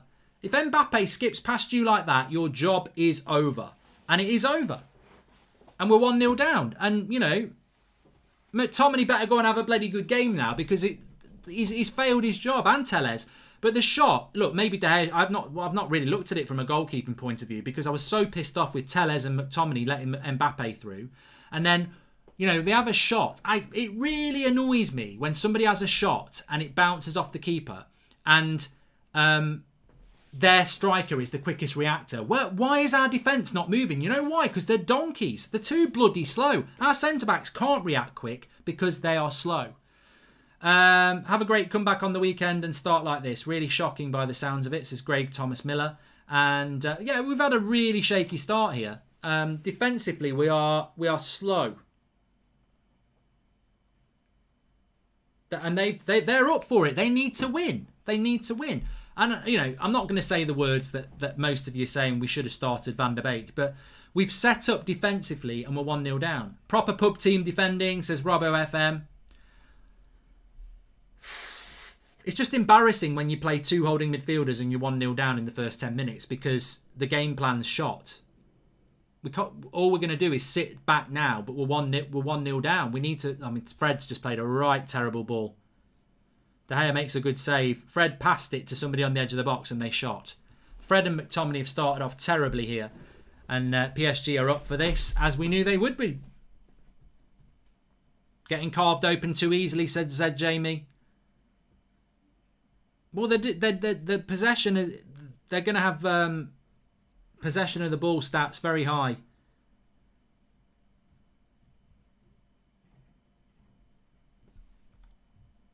All the US lost the game because CBS is down. F me, says Daniel Luciano. Oh, unlucky.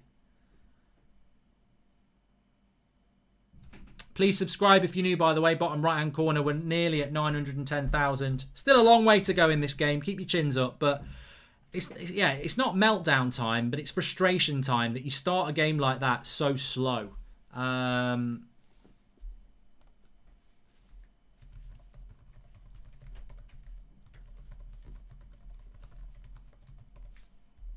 It's like they're not up for it. It doesn't make any sense. Pumpkin Spice Latte says this is the first game Telles will be tested for his defensive capabilities. So far, not good. Also, I've said this too many times, but Scott is crap. Right, we're 1-0 down. Tactical chain already needed. We've got nothing to lose now, so get Scotty off and Donny on, says Joshua Bellwater. And does Ollie not think Donny possesses the ability to let someone skip past him like he's not there, says Wayne List. Look, I didn't want to say it as blunt as that, but, you know, if Ollie thinks Donny's going to get skipped past, well, so did McTominay, so why would you not play Donny van der Beek over him anyway?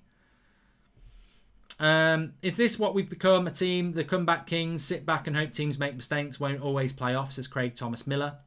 And Telles and McTominay at fault on that one. Should have hopped on the second ball. Donny looks even better now, says Thomas Mendenhall. It's a big Champions League night. You need experience and someone who's calm on and off the ball. So why has Ollie picked McTominay over Matic? Zayn Miasi's very happy. He's saying a goal. And he's an Arsenal fan for anybody who wants to know. CBS is down in the US. What's going on, says Sebastian Duque. PSG are absolutely dominating the ball for anybody who's not able to watch it at the moment. They've had a couple of shots on goal, one of them leading to a goal. Mbappe coming in off the right-hand side, skipped past Telles and McTominay, had a shot. Nobody reacted. Neymar did. 1-0 to PSG. But United's start has been poor. I've not seen Bruno on the ball. I've not seen Rashford on the ball. I've not seen Cavani on the ball. We can't get the ball. And they are just absolutely dominating us at the moment. Although here is Cavani. Goes back to McTominay, who will hate it because he can't go backwards and he wins a foul.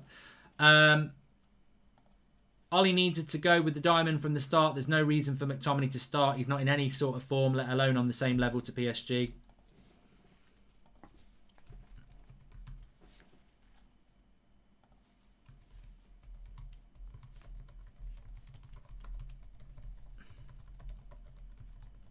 Here is Cavani. Oh no, I think it's offside, but he's played it on.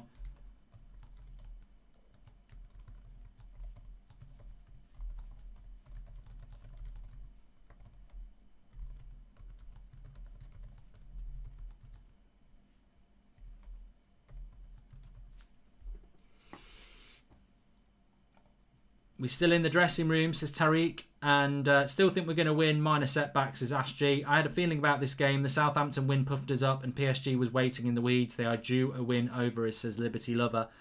Good cross. Oh, I tell you what, Wan-Bissaka's lost Neymar there. The cross was delightful. Neymar was skidding towards it. If he'd have got there, it would have been 2-0. Tellez, awful positioning. I don't know what's happening down that left-hand side, but you could also say what's happening in the middle, because there's 3 United defenders there, and Wan-Bissaka's out of position as well. They're exploiting the flanks really well at the moment. For people who have CBS, the game is also on TUDN, says Existence. So there you go. And Jake Pennington says, we need to get at them now and get physical. They don't like it when teams bring the fight to them. Jake Pennington. If CBS isn't working, try Fubo. I think they have a free trial, says Sean Finity. And Mark McTominay doesn't have a clue what to do with the ball when he has to go forward and not sideways or backwards. He's just not good, says Curtis Walton. Well, I've noticed what PSG are doing. It's quite clever, actually. When Fred and McTominay get the ball, they're running from behind. Moise Kean or Mbappe or Neymar, they're coming at them from behind, so that they can't play the simple 5-yard pass backwards or sideways. So they're forcing them to play forward, which you're right, they don't like to do. CBS is back up now, says Nick Fury. Nearly 40,000 watching. Please subscribe if you're new. Bottom right hand corner, it's free. Remember, United Stand community, all our content is live. We are doing the player ratings that you can vote for in the second half. We've got the fan forum afterwards. We're live every night at 8 o'clock, 10 a.m. in the morning. Fantastic community, you're going to love it. So subscribe, bottom right hand corner, and get involved. This is the same PSG that drew against Bordeaux. Half a chance for United there. Rashford with the shot. Daniel Ilias says, why is Bruno starting? He's been poor for weeks. Rashford off his left foot here.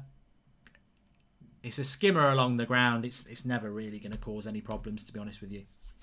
We need the next goal, says Daz Sweet. It's just disappointing to start the game so slow. You already know that Ole Gunnar Solskjaer is going to come out after this match and say, whatever the result is, whether we turn it around and win it or not, he's going to come out and say, we started off the game really, we didn't start the game well. Tellez has got it on the attack here. Now it's Bruno on the edge of the box. He thought about hitting it. He does hit it with his left. And now they're coming away. Mbappe, this is not what you want to see. Mbappe to Neymar, and he's up against Lindelof. Lays it off to Mbappe, to Moise Kean. Mbappe. Oh, God. We look a shambles at the back. That was a deflection away from going into Neymar.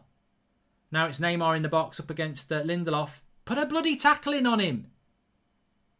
Oh, my God. Ollie simply has favourites in his team, says James McIntyre. Cross comes in. Neymar's still got it. De Gea gets hold of it. It's irrelevant how well Donny plays. Simple as that. But we can still win tonight. Come on, United, says James McIntyre. Ollie needed to go with the diamond. We've done that. We've done that from Red Baron. No, Ninja Smurf United. Oh no, he says Ollie needed to go with the diamond from the start. There's no reason for McTominay to start. He's not in any sort of form, let alone on the same level as PSG. And Mark, when you're going on the Fellas podcast, says Rangel, I don't know, mate. Got no idea. Cavani's gone down here.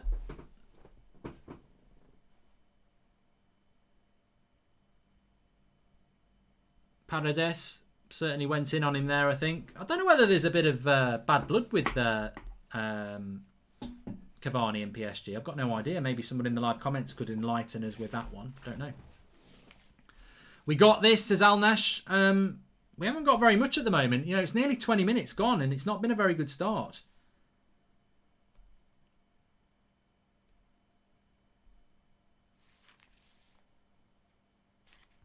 Oh, Zane, look at the smug Arsenal fan. You belong on Thursday nights. Zidane could get sacked and we could replace Arteta with Zidane. All right, Zane, that's not a bad comment, I suppose. Here's Bruno.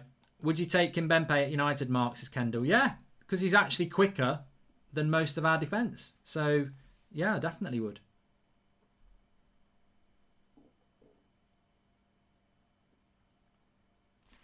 Starting games slow is always down to the manager. He has to install passion, says Robbo FM. Desire and motivation. Lost track of how many times we've started games slowly, says Robbo FM.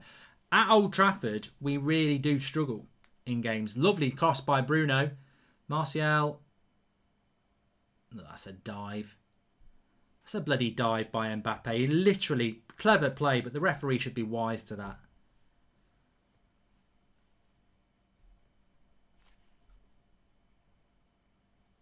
When's your happy hour podcast out?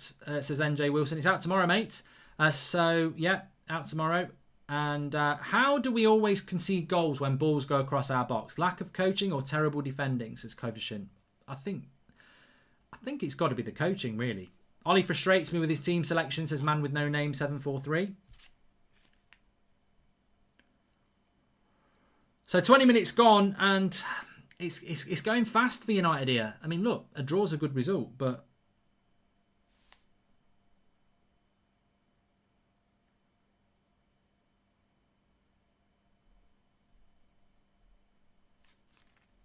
we need to put a bit of pressure on their goal with the home team here. McTominay handball.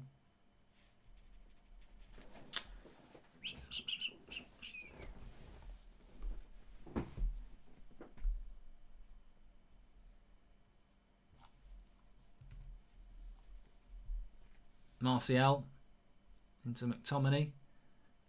Into Wan-Bissaka.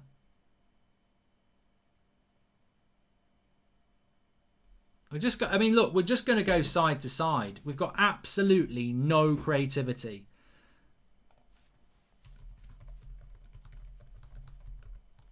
I think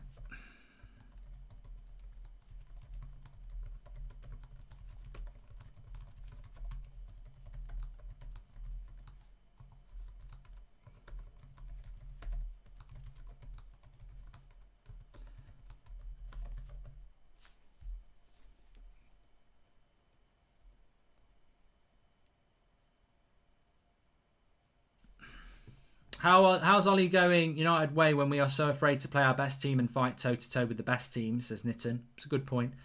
PSG are marking Bruno out, literally putting Paredes on him, says KA. And this is why we needed to probably start someone like Donny van der Beek, because there is zero... I'm having your best ever sandwich. Cheers, Mark, says Stuart Fraser. It's all kicked off a little bit here. I don't know what's happened. Paredes has just gone down. I don't know what's just happened there. I was looking at the live comments.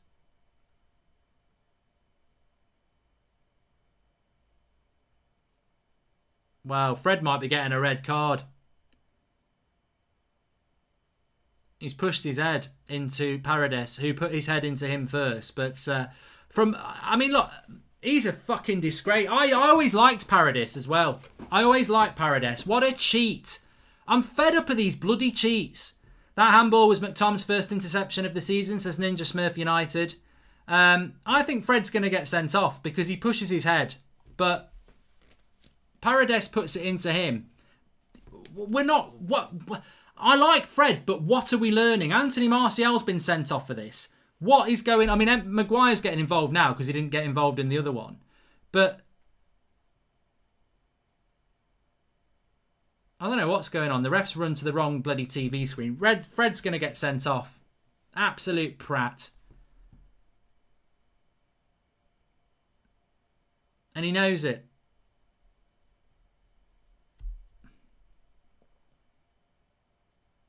He's off.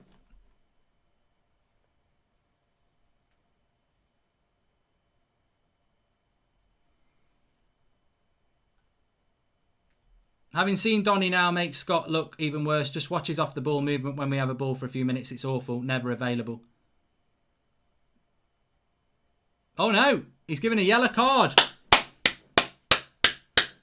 Well done, ref. Well done to the referee. I tell you what, that could have been a red. And I think the ref's done really well there because he's basically seen what a cheat Paradis is. And he's not sent him off.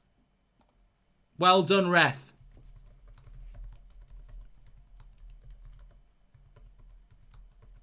He deserves an Oscar.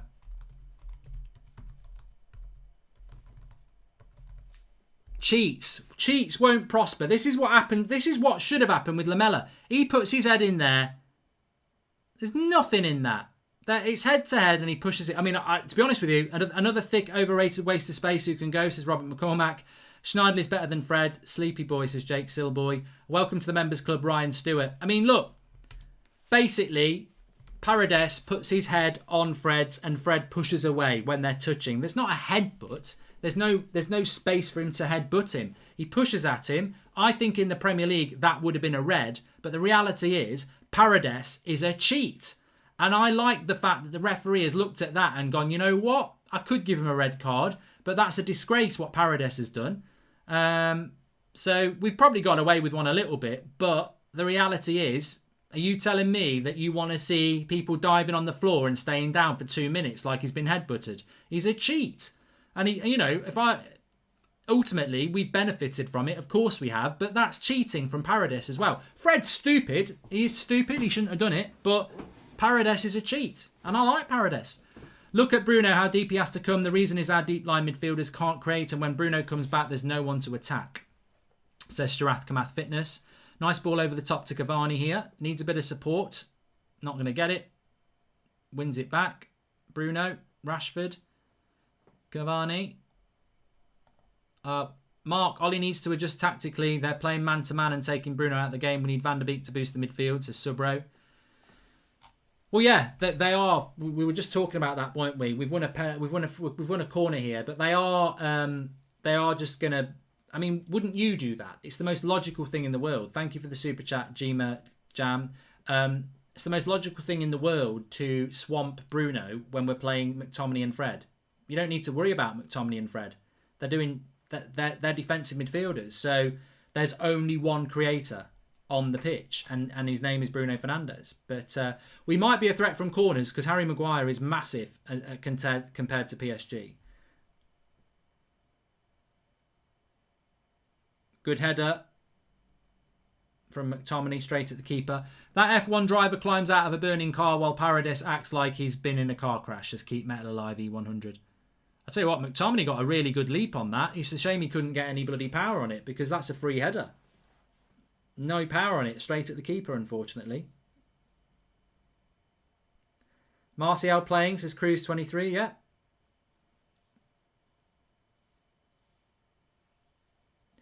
I mean, I don't know why you're picking on Martial. I love it. I love the way people go in on Martial when Rashford's having exactly the same game. They've had about the same amount of touches, as has Cavani, as has Bruno. They're just not getting on the ball because we're playing too bloody defensive.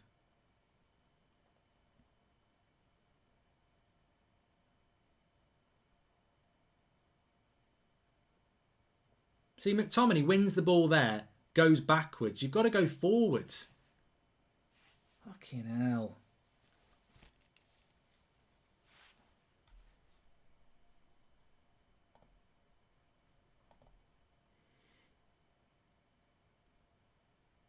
Well, won by Wan-Bissaka. Bruno on the edge of the box. Cavani. And free kick given.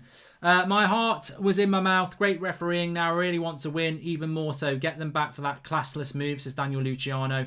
It easily could have been a red on Fred. But I think that, I very rarely commend referees. But I thought it was such a shameless dive by Paredes. I think the referee was embarrassed for him. Hope Ollie does the same with the subs tonight at half time, says Steve Locke. And imagine if Fred scores the winner, says Hutch Monster. And the most disgraceful thing about that is Paredes has gone down like he's been shot. The one thing about football that I hate is diving and deception, says Dylan Taylor. Exactly. That's my issue with it as well. It's that, maybe it should have been a red card for Fred, but it's the cheating aspect that just leaves a bad taste in the mouth.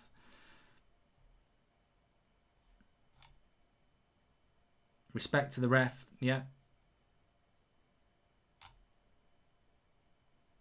Well, John Fry says, how was Fred not sent off? Probably didn't get sent off because the PSG player made such a bloody meal of it. If he'd have just acted normally, it might have been a red. Tellez with the cross. It's a good one, but no one's on the end of it. Balu says that Fred's card is simply postponed. Can't see him not committing another yellow card foul on Mbappe or Kreimar. Probably right. Nice ball by Maguire into Cavani. Bruno out to Martial. They're putting a lot of work in PSG. And that's another corner. No, it's not a corner yet, but no, it's not going to go for a corner. Tellez picks it back up on the left-hand side, goes back to Bruno. United keeping the ball here. Great call by the referee. Football needs more refs with their own minds and can stand up and make the right call, says Real New Money 818. And Sam Ameson says, how would you get Bruno back in the game? I'd sub Fred and McTominay off for Donny and Pogba, says Sam Ameson.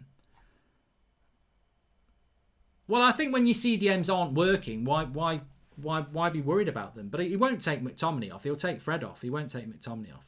Here's Martial up against the white wall of PSG. They're putting a shift in and they are really covering the gaps. And it's good to see United getting a little bit of the ball, actually, because we haven't done that for a while. Ollie should know the best form of defence is to attack. If we keep the ball and attack, PSG can't attack us, says Thiel and Moodley. Here's Rashford. Pass 1, pass 2. He's held on to that for too long. Again, he should have gone wide to Wan-Bissaka, but we've still got it. Martial.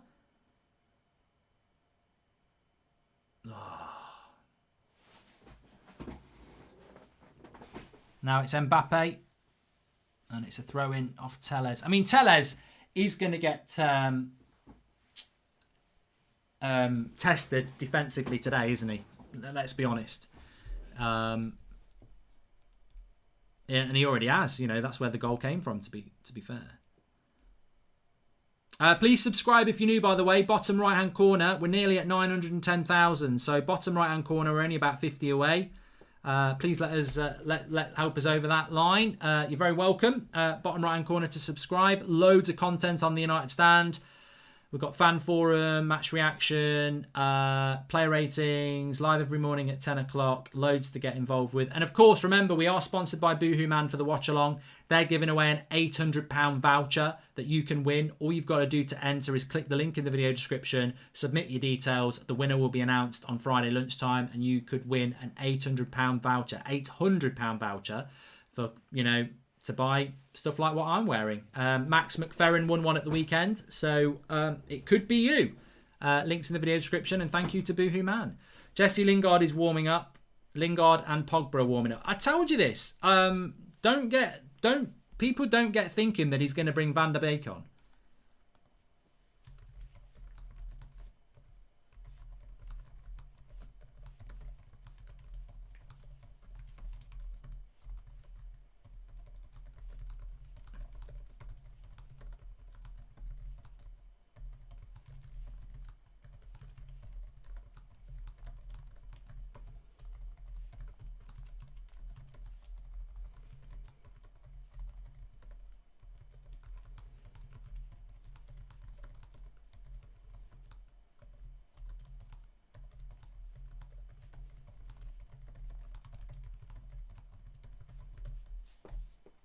I think we missed Van der Beek massively. Good shot there from Martial. He's got the team selection wrong. Says Robert Thomas! And it's Rashford 1-1. I wasn't looking. Yes, get in. I think it might be an own goal off Danilo, but they all count. They all count. And I tell you what, we had a little bit of possession. We had a bit of possession, and we've managed to get a goal by hook or by crook. It comes to Martial. It's a really good shot by Martial. Lovely run by Martial. Good shot. Keylor Navas palms it away. Wan-Bissaka puts it in. Rashford has a shot and it deflects in off Danilo. But it all comes from a great run by Anthony Martial and a lovely shot. Navas can only palm it away. Wan-Bissaka, Rashford shoots and it deflects in. A little bit of luck is all you need. A little bit of luck is all you need. He has got the team selection wrong, says Robert Thompson, but we are 1-1. Remember when Bruno went down crying for stamping on a Villa defender? How many pens have United won for play acting? Says 100% Italian. 1-1, mate. Hopefully the pushing and shoving for the red fires at the players looks a little change in the wind now, says Mickey Rain. And why are people blaming Ollie's team selection? If we'd played Pogba and Van der Beek instead of McFred, we would be 3-0 down, says Jake Pennington. Get in. All Martial knew he would be involved, says PJ Pennington. Well, it's a throw-in.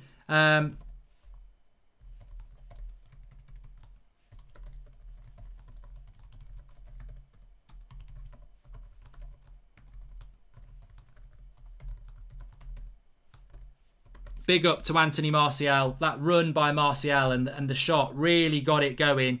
And fair play Rashford. Sometimes you've just got to shoot. And he did. Hold on.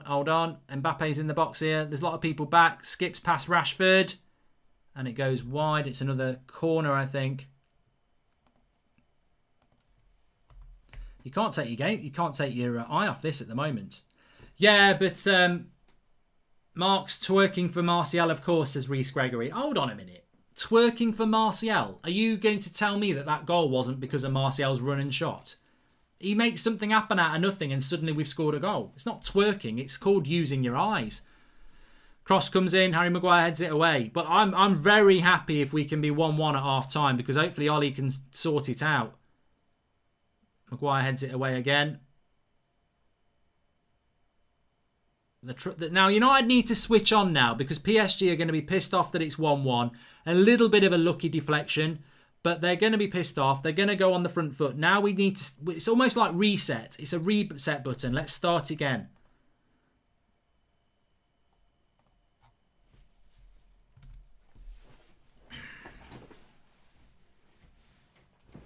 Martial needs to score goals, says Cruz 23.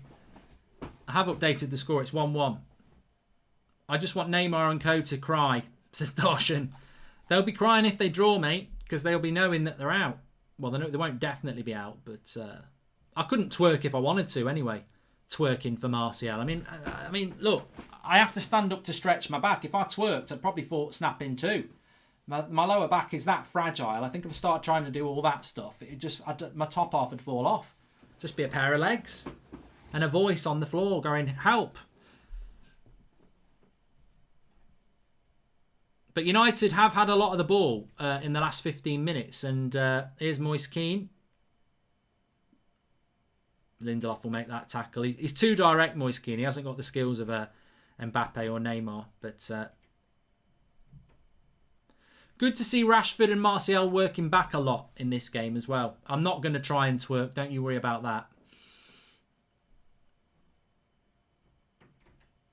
But you can't start a fire without a spark, and Martial was definitely the spark there that led to that goal.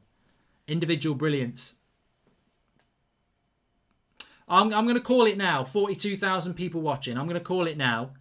He won't bring Van der Beek on ahead of Pogba or Lingard. I think Van der Beek is down the pecking order now. Now everyone's back fit. I don't think he'll be using Van der Beek again, just like he wasn't when they were all fit before.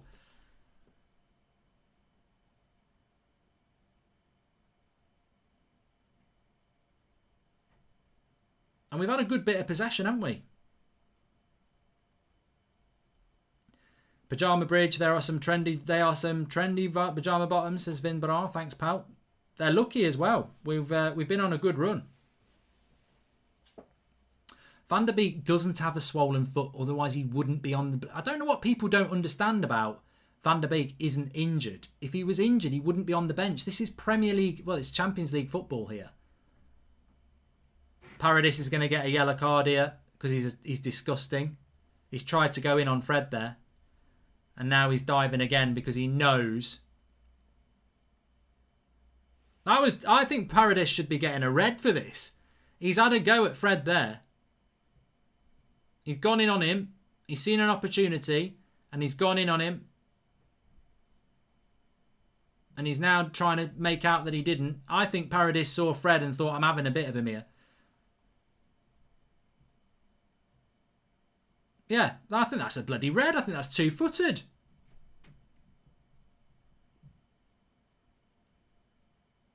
Why is your lower back in bad shape? Because I don't want a bad back when I'm older, says Red Baron.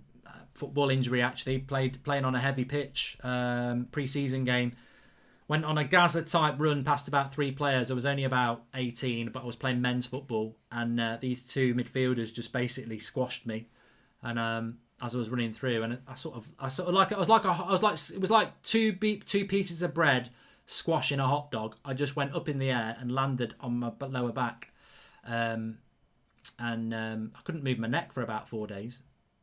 But I didn't go to the doctors because I was going on holiday to Magaluf the following week, and I thought they'd put me in a neck brace or something. So I sort of self-healed, and I think I did some damage. Vin Barar says, Paradis is pathetic. You have to question the McFred combo, surely, says Clay S. And Mark had problems with my back for years, had physio, not great, starting to take turmeric pills, no issues since. Look into it, says Leds Peldo. And Neymar, McTominay foul. Ollie said, if there's one thing I learned about Cardiff, it's probably that I think with the team too much. I do not agree with him, says Brendan Roach. Do you think PSG's rich Qatari owners get Hollywood actors to polish PSG players' acting skills? Ham acting, says Baloo Singh. And Mark, how is garbage like Lingard higher up the pecking order than Van der Beek? This is a joke if Ollie actually goes through with it, says Subra. I'm just calling it now. I think Paris have shown all their teeth. I think this game is only going to one way from here. Ollie's got tactics spot on. Sub's going to be great, says Ash G. They've got to go for it, Ash. Thanks for the contribution there, Tom Crossan. Please subscribe if you're new, bottom right-hand corner. We are still 5 minutes away from half-time. Early goal for PSG, but Manchester United have bounced back.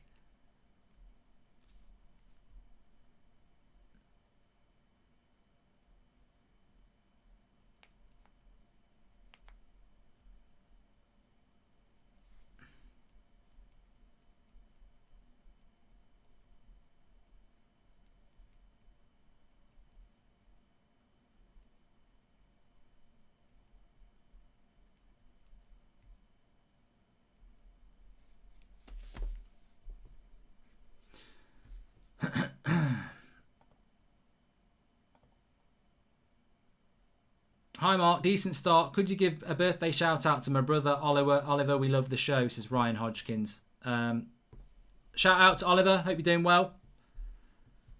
Hope we get the win, mates. Never understood why Paradis couldn't get a yellow for sticking his head into Fred, says Michael Fetty. I think he should have done as well. Shagaloff, we called it, or Shagalot and hard, says Vin Barra. Shout out for the In-Betweeners movie. Yeah. 5 minutes to half time. I'm much happier with United now. I think it's almost like that goal from the deflected goal from Rashford. It gets us back in, doesn't it? It gets us back focused on what we should have done from the start. Fred must come off. He's a red card walking, says Caramore 18. But you could say the same about Paredes now. Apart from Mbappe or Neymar, which PSG player at Man United says KD change. But the thing is, I do like Paredes. He's just really pissed me off tonight. Verratti's very good as well, isn't he? I think either of their centre-backs are better than ours as well. So one of those four.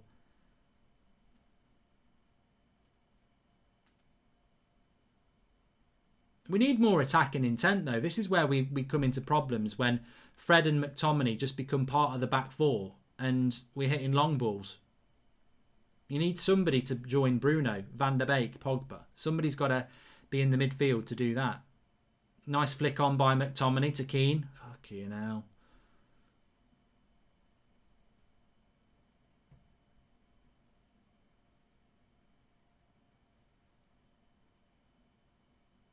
Too easy there. Neymar just skips past Lindelof and puts a cross in.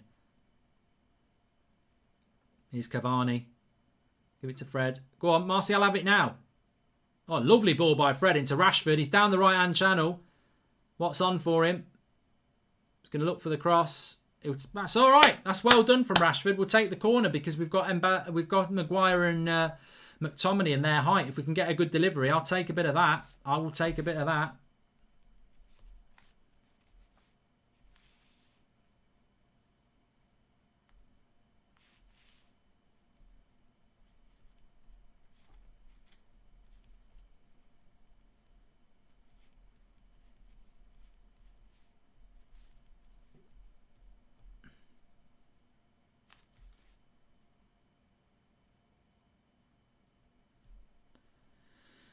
McTominay into Bruno. That was a good forward pass by McTominay there. Good to see that breaking of the lines. We've got to do more of that. Oh, there we go again. McTominay's kicked Neymar. I don't think there's anything in this. Can we just appreciate McTominay this half showing us how not to play the CDM role, says Sean Negative Turner. Well, there's nothing. Bloody hell. Neymar's a disgrace. What Ollie sees in him, I don't know, says Sean Negative Turner. Mark, have you stopped drinking? Feel like it's been a while since you've shared a beer with the family during a watch-along? I do need to go back to doing that, Joshua Bowater. I think Ollie sees McTominay as his Darren Fletcher, big game player, but he just doesn't have it, I'm afraid, says Chunk.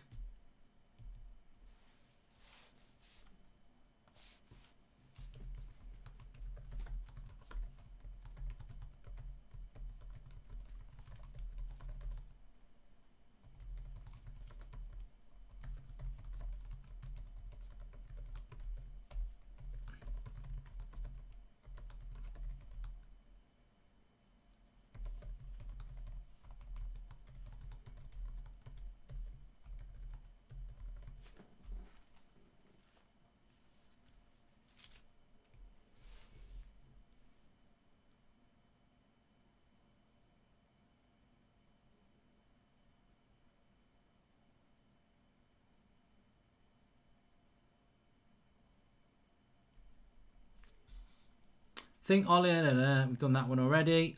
Minute till half time here. Can we, we've done that. Ever tried yoga to help with your back, Mark? It could be really useful. Keep up the great work, says Yoga Chadle. To be honest with you, I've had physio on my back. Lovely ball into Bruno over the top. Oh, he tried to get it to Cavani. I think he should have hit it there. He knows he's not happy with that, Bruno. He should have hit that. It was a lovely ball over the top. And he tried to feed Cavani in when I think he should have had a shot. But it's been a good end to the half from Manchester United here. From being 1-0 down, a bit of character to get back in. A bit of luck. Definitely a little bit of luck. Not gonna lie there, but they all count, as we know. Neymar's trying to get Scott sent off, says Ian Belster. Well, I tell you what, it's really exciting because second half, they're going to have to go for it, aren't they, PSG? They've got to go for it. And if they don't, then they're going to be heading to the Europa League. As I just tweeted there, their acting skills belong in Emmerdale, so they'll be suited to Thursday night, a shitty soap opera. If Fred comes back out after half-time, I'm Ollie out, says Russell Thompson. Why? I'm going a bit Newcastle there. Why are you, man? Well, I mean, to be honest with you, I don't know that I wouldn't take. I think Fred's done okay. I don't know whether. I know people are worried about the yellow card, but PSG are in the same boat. I've seen Ollie keep Matic on with the yellow card for ages. Hi, Mark. I think ever since the Fred incident, United have shown some fight, a bit of luck with the deflection, but I'm happy with the first half, says Sam Allen. Mate, to be honest with you, against a team like PSG, I think demanding a good result and a good performance is somewhat greedy sometimes. I would be very, very happy if we can just get the result. Matic on for Fred and Pogba on for McTominay. That would give us a greater chance of scoring on corners, says Ninja Smurf United. He will not take Scott McTominay off. He will not take Scott McTominay off. No way. He won't do it. He might take Fred off, but he will not take off McTominay. And I think there'll be a lot of moaning. Neymar trying to get things done here, trying to go in on Scott McTominay, but there was nothing done there. Neymar's he's a moaning little bitch. Mate, it's not Scott McTominay's fault that you're playing like bloody a Brazilian Mark Albrighton. You're just not very good. You got all the tattoos, you got all the gear, but you're just not very good. Stop trying to get people sent off. You should be sending them off with your skills. You ain't good enough, mate. You ain't good enough. Absolutely trash. Trash acting skills. Embarrassment. I'd be embarrassed if that was my club. If that was Manchester United in Paris. Diving around like Ian Beale. Joke. Absolute joke. I've seen better acting on bloody EastEnders. And that's saying something. Paul Sogney, welcome. Thank you for the super chat there. Hi, Mark. I think ever since Fred, we've done that one. Ninja Smurf United, we've done that one. Alrico says he's also become taller, fatter. His head became rounder and also developed a double chin. I don't know who you're talking about. He's a Z-list actor, Neymar, definitely. Anyway, look, story of the half. Very happy with Manchester United being level in that game because I think we started it off embarrassing, really. You play two holding midfielders to babysit Maguire and Lindelof. And then Mbappe skips past Telles, skips past McTominay. One of them has got to put the tackle in there. He's not even in a dangerous position. It's the centre of the pitch. He doesn't get past you. Then they have a shot. Nobody reacts. We're 1-0 down. But the Fred incident has seemed to have acted as a bit of a catalyst for Manchester United. We've seemed to have got a bit of fight into our game. PSG have sort of gone into their shell a bit. Lovely run by Martial. Fantastic shot. Navas palms it away and it ends up with Rashford having a second shot that deflects in the bottom corner. Over the course of the game, I think PSG will probably feel a little bit unlucky that it's 1-1. But Manchester United have shown character to get back in the game. And to be honest with you, if that was the end of the game, I'd be on my match reaction celebrating, saying I'll have some of that. I think I hate PSG just a bit more, says Jake Pennington. The Brazilian Theo Walcott, says Ninja Smurf United. Paradis, more like Vanessa Paradis. Neymar's a moaning bugger too. Let's put them to bed in the second half, says Nick P. Ollie, 8 out of 10 tactics-wise, says Sam. I mean, it's amazing what a deflected goal can do, because I think I wouldn't say that. If we'd come in at half time, Flex is obviously joining me now. If that shot hadn't deflected in by Rashford and we'd come in at 1-0 down at half time, it would be very, very different. But Fred off for Donny is making me nervous, says Ross Westbrook. I'd take Fred off at half time, says Man United. I agree. List. Yep. A lot of people saying take Fred off. Did you think it was a red card? 100%. We can get into this. He's hardly touched him and the guy's going down like he's been shot. However, especially with VAR, if you lean your head in like that in an aggressive way, you're asking for trouble. He should have been sent off. I don't know why the ref hasn't sent him off. Okay, yeah, I'm pleased, but he should be sent off. We're very, very lucky. That should be a red card. The second one that he goes diving in, bit of a 50-50. He got the benefit of the doubt with that. I just think he's a red card waiting to happen. I know, but then he puts that ball through to Rashford. He's playing way better than McTominay, though. I mean, he is, and that's the problem with this, though. It's whether Fred can keep his head. I'm just so worried and that's the problem that we've got now, because McTominay's not playing very well either. So really, you'd probably want to change both and put Matic and Van de Beek. But, I always feel sorry for McTominay, because I just feel that he's not played actually since the Everton game. And you're chucking him into a game like this. I mean, look, Tellez was at fault, but McTominay's the CDM. Mbappe just skips past him, and that's where the goal comes from. Too easy. McTominay's in there. McTominay is proving why he's in the team, which is to kind of ruffle up feathers and just be aggressive and just run around and just be a pest. Do you know what I mean? And have some physical presence. He's not there to create. He's not really, he's there to be a destroyer, and he's not really doing that. Do you know what I mean? So I look, as much as it's annoying, because we need Fred. Like we always say, Fred's almost the first name one of the first names on the team sheet right now, especially midfield. Yeah. And if he can settle down, great. I'm just really worried that he won't. And he already should have been sent off. He got, okay, fair enough. He got the benefit of that with the second one. That was probably more the other player. I can accept that. But he does look very, very shaky, and he just looks like he's a red card waiting to happen. So I feel on edge with that. Well, here's a good super chat from Sam, because he says the ref's Italian. In Italy, just like Spain, a lot of players go head to head and it never ends with a red card there. So that's interesting, because I think in the Premier League, we all know that would have been a red. 100% red. Yeah, 100%. It's either Fred or the Argentinian who's going to get sent off. I fear it could be Fred, subbing for Van der Beek, says David Shortall. Maybe no red card because Paradis leaned his head in first, says Jared Givens. And line breaking ball over the top into our forwards looks dangerous. Can we trust Fred to complete that pass every time, says Greg Basham. And also Fred is still on a miracle. Fred's still on. It's a miracle, says Chris Calaguru. Roll out the attacking subs and go at them, which hopefully he will do. And I'd love nothing more than to bring a prime Roy Keane on and just mince Neymar with a tackle and stand over the little rat while he's down. I mean, look, to be honest with you, I know you're saying it was a red card. A lot of people are saying it's a red card. When I saw it, I said it was a red card, and I was pissed off with Fred, because this would be the second player this year doing that. You've got to be a little bit more mature. However, I actually am not bothered that it's not a red card, obviously. And I actually applaud the referee, because the way Paradis goes down is a disgrace. He should be getting a red card for the simulation. So, I think Fred should have got a red card. But I actually thought, you know what? Whether the refs got it wrong or not, fair play, because that is just... And Neymar did it with McTominay as well. Cheating. Yeah, I do think that's what he's done. That's one thing I can see, is the fact that, yes, it should be a red card. In today's game, with how they apply the rules with VAR, if you go to a screen and you see Fred do that, technically you should give a red card. That's why I'm saying it should be a red card. It's a very silly thing to do, especially how the refs are giving it. It's a red card. However, the ref probably has gone...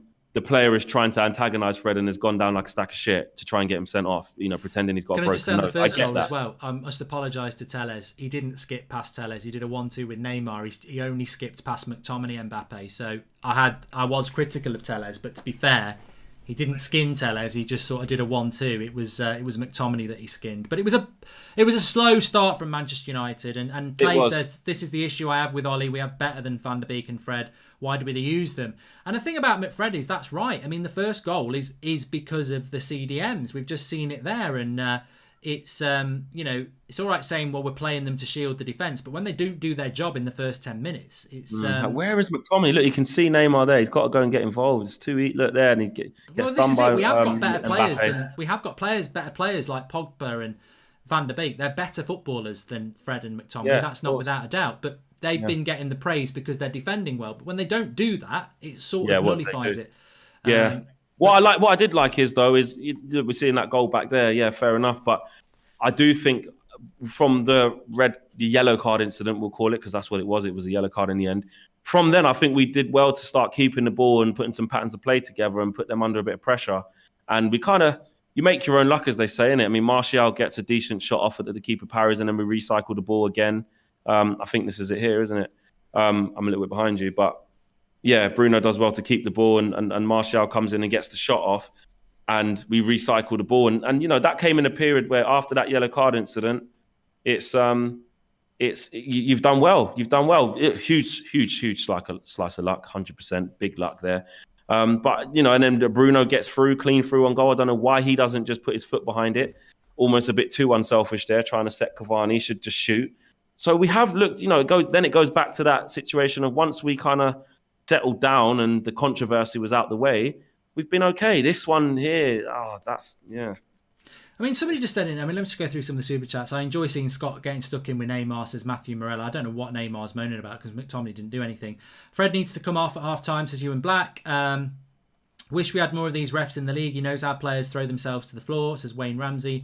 And Donny should come in for Fred. It's too dangerous right now. I feel like we'd score one more two with him. Yeah, there's not really much connection between the midfield and the attack, and that's a shame because I think we've probably given PSG too much respect with Fred and McTominay anyway. We probably should be trying to, break the lines a little bit more.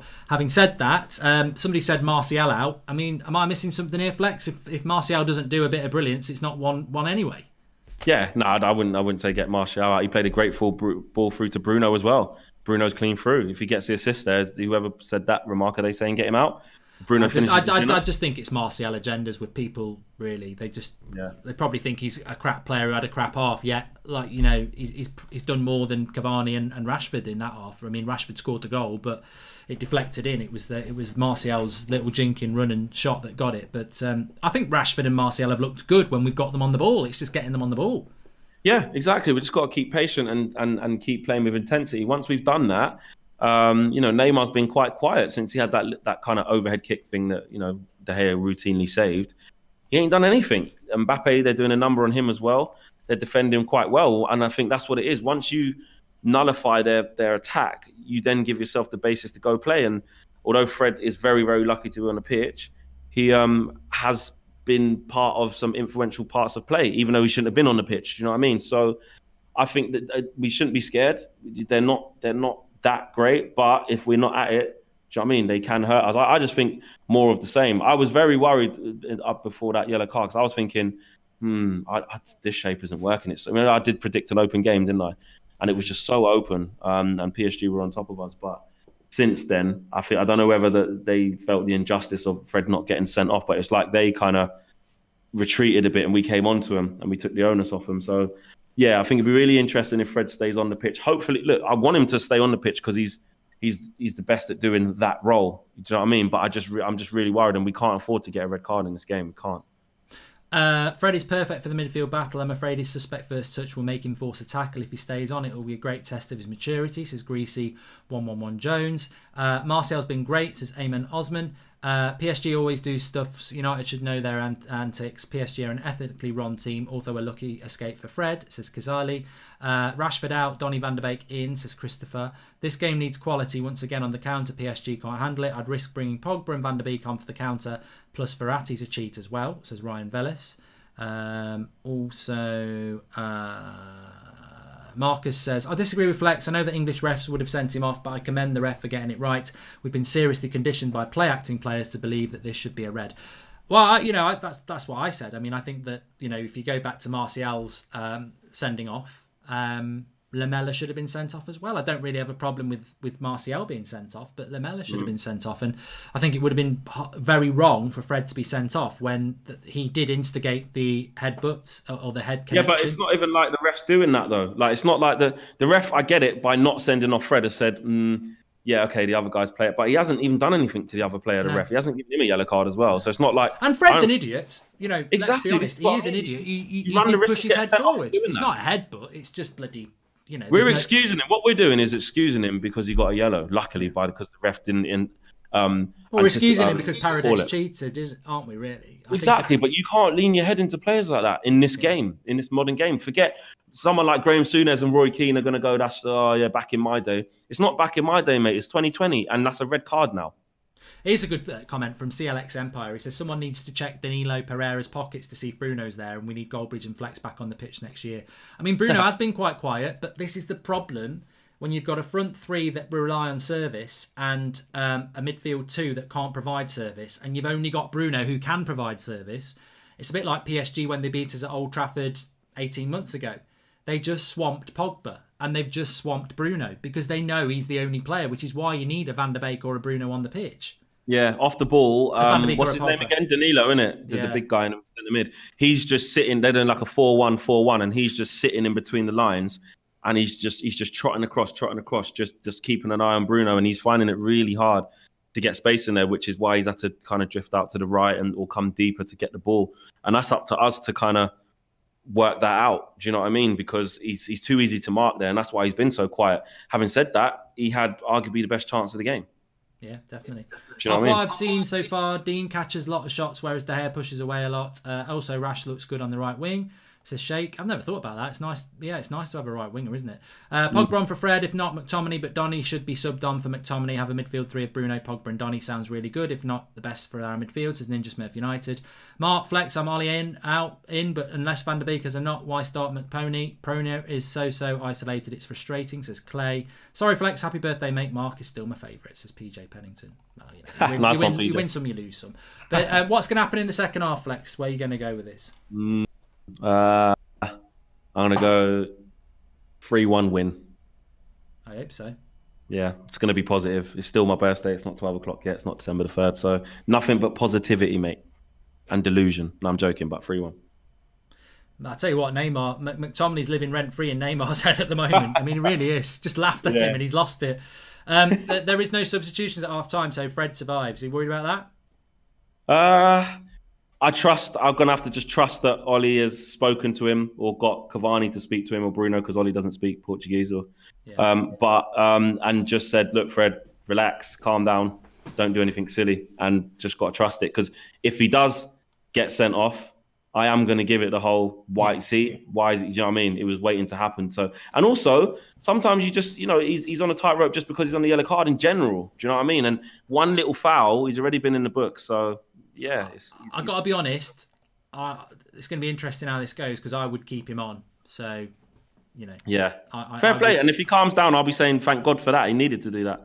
But it is a risk, but I would keep him on because I think, it's a character building thing, like somebody said. If he can keep his head and mature, 100%. I agree. From it, I agree. Definitely. McTominay did it against them as well in the first leg, in the first game. Yeah, he did. You're right. So, yeah. Can happen. And I've seen Matic do it before as well. So Yeah. Fair enough. Yeah. All right, we'll see you on the fan forum, mate. Nice one. Thanks for joining me, and I'll speak to you in a bit. Cool. Nice one.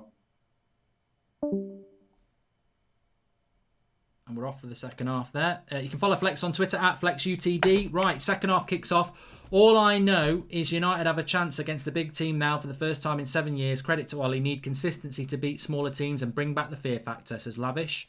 Welcome to the members club, Anil Guerrera. And do you think if Martial feeds some kids, he won't be criticised? Also, risk Fred for Van der Beek on for McTominay. Come on, lad, says Rowan. And welcome to the members club, Aka. Thank you very much. You can join the members club, get a badge next to your name, and support the channel by clicking the join button. Appreciate that. Also, please subscribe for free. That's something you can do.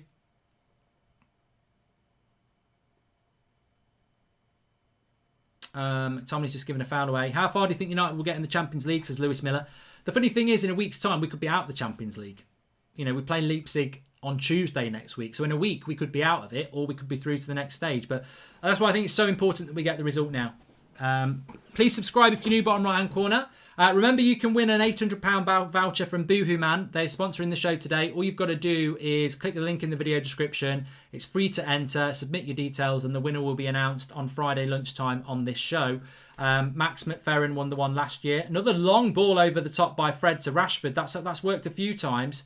Rashford caught on his toes a little bit there, and he doesn't do much with it. But yeah, thanks to Boohoo Man for that. I'm wearing some of their clobber at the moment. Very, very nice. You can get some good stuff there. And an £800 voucher, I'm sure, would be nice for Christmas. Links in the video description for that one. Name someone in the United squad who can get in the Liverpool squad, says Isaac. I can name about 5.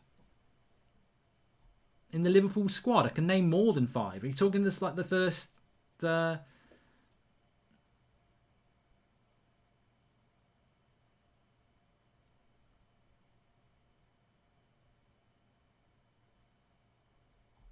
what are you talking about? Anyway, PSG have got to go for it second half.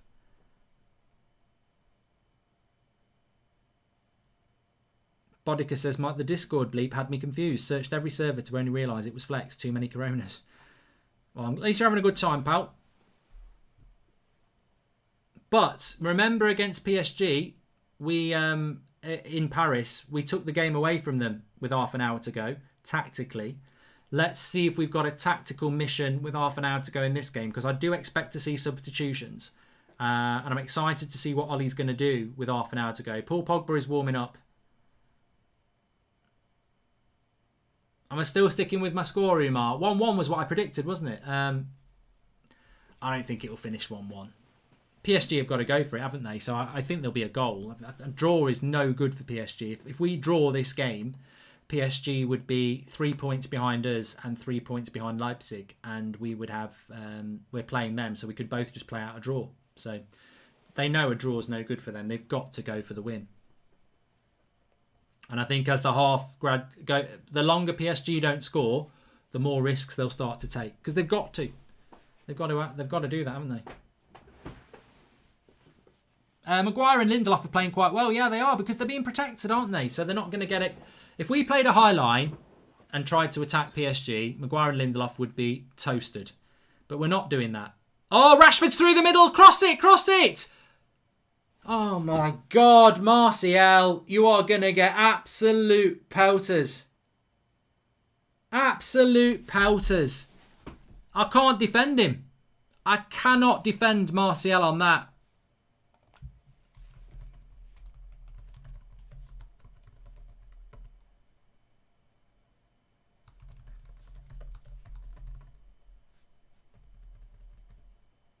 It's a dreadful miss. I'm not even joking. It's lovely play. It's lovely play by Rashford and Cavani. Rashford puts it across the box. In the box.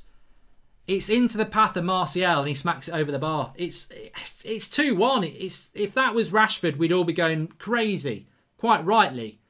That's a disaster miss by Martial. You can't defend that. I mean, I'm a massive fan of Martial, but that is shocking. It really is terrible. If that was Dan James, that was Ighalo. It's just crap.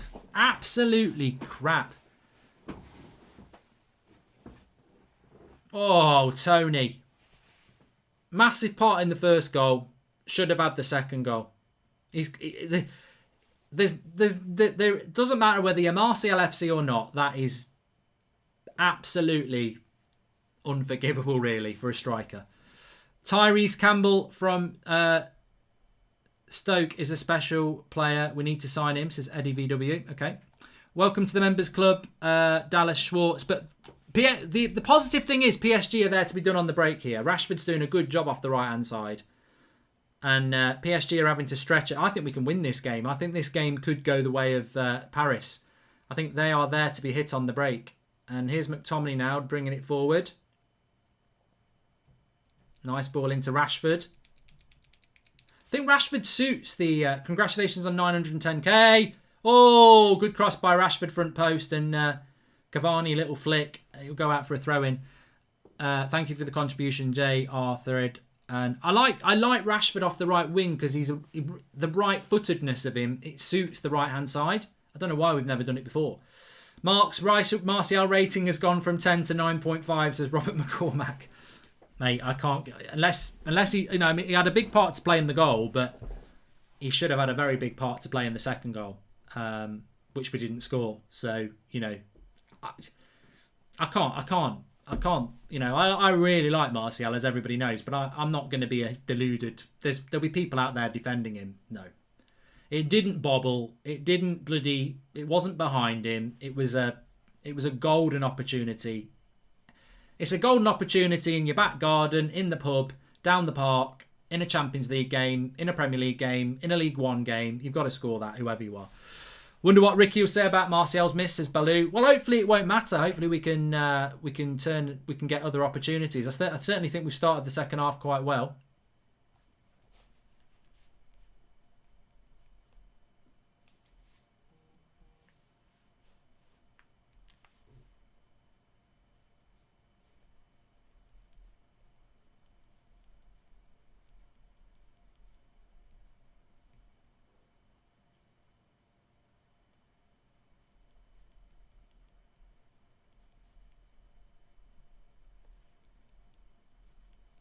Fred with the shot, goes for a corner.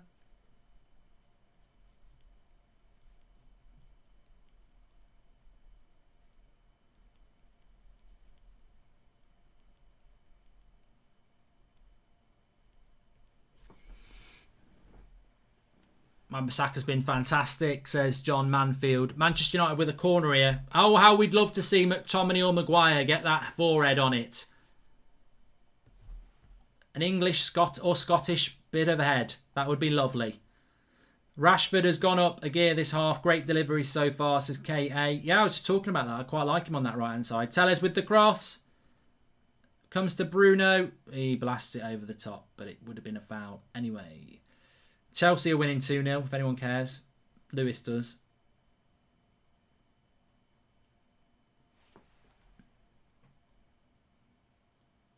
Darren Logue says the defender flicks it up just as Martial shoots. Well, I didn't see that, but we could give him the benefit of the doubt if that did happen. But it's a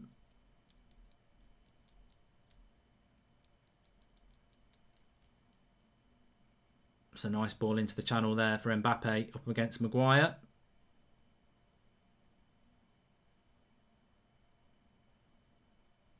Martial. See, that's good from Martial, and Rashford's done that as well today. The defensive yards to help out the fullbacks is going to be very important from Rashford and Martial. See, Martial needs to get on his toes now. Rashford needs to get on his toes. Good tackle that by McTominay. He's right in Neymar's head. Much better second half.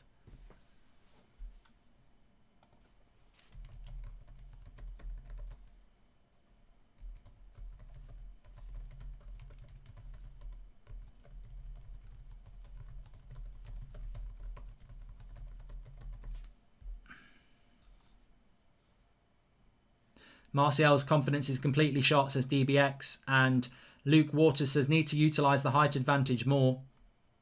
Despite what everyone has been saying about Aaron Wan-Bissaka, I think he's improved massively going forward. Still think it needs work, but he's improving, says Chandler. I think with Wan-Bissaka this season, he's just been a little bit... what's the word? A little bit inconsistent, hasn't he? But, he's still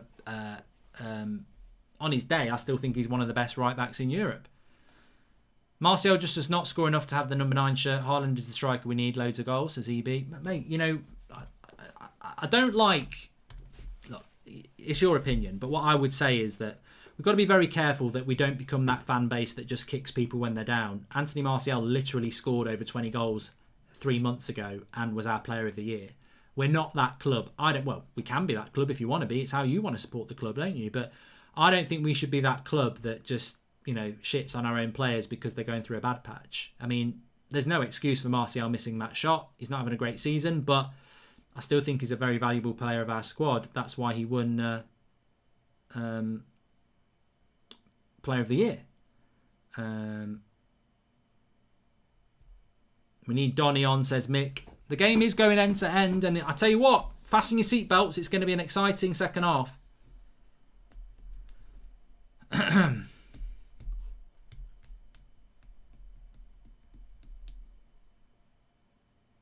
See, that's where, for me, McTominay as a CDM will never really work because he's just not got the speed. But he's having a good half. Here's Martial now. Play Cavani in. Cavani, lovely weighted pass. Go on. Oh, he's hit the bar. Martial. Oh, he's blocked it. Oh, my God. L1 circle. Cavani chips the keeper and it's the bar. You won't believe it. Lovely play by Man United. Starts off with a McTominay ball. Fred, Martial waits it perfectly for Cavani. Cavani runs through. He goes for a chip. It's delightful. He hits the underside of the bar. Bruno gets it to Martial, who shoots well. Marquinhos blocks it. It should be 2-1. Delightful chip by Cavani. Chip bridge. Where's your Mayo? Hits it full on the bar. I tell you what, if that goes in, we're screaming. We're absolutely screaming. Unfortunately, Cavani can't chip like Icon on FIFA, but we should be 2-0. We should be 2-1 up here. And to be honest with you, at 2-1, we're probably there. It should be 3-1, says Michael, yeah? But we're killing them on the break. We've got them on toast on the break. We've just got to keep doing it. Keep your heads. Keep going for it on the break. We'll be all right.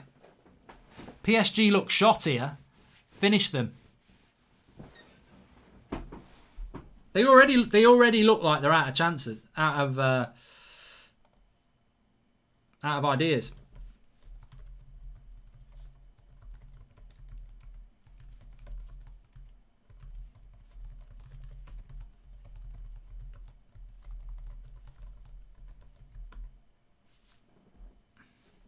I'd get Donny and Van der Beek. It's the same player.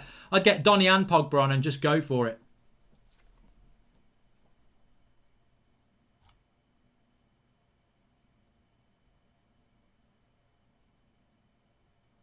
Truan says that it shouldn't be one. It should be 1-0 to PSG because Fred should have been sent off. Oh, really? Well, he wasn't sent off, and we've got VAR. So, you know what? Smoke it. Very bad game from Bruno tonight, says Bogdan. Whatever. He should have had an assist there. You're just a Bruno hater. I'll tell you what, Martial's playing really well now. And that's a foul. And it's Verratti, so that'll be a yellow card. I thought it was Paredes for a minute.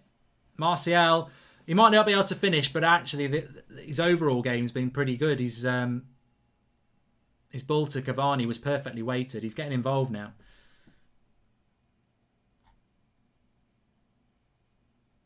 PSG are struggling, says John Allen. They are. They're really struggling.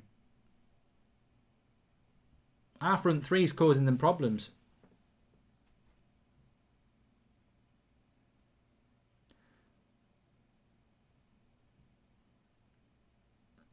What are they crowding the referee for?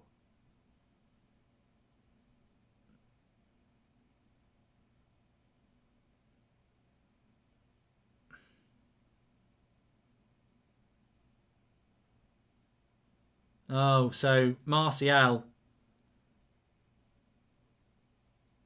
headed to the ball, and they're trying to say that he's elbowed Marquinhos, which he has, but there's absolutely nothing deliberate about it. They're terrible.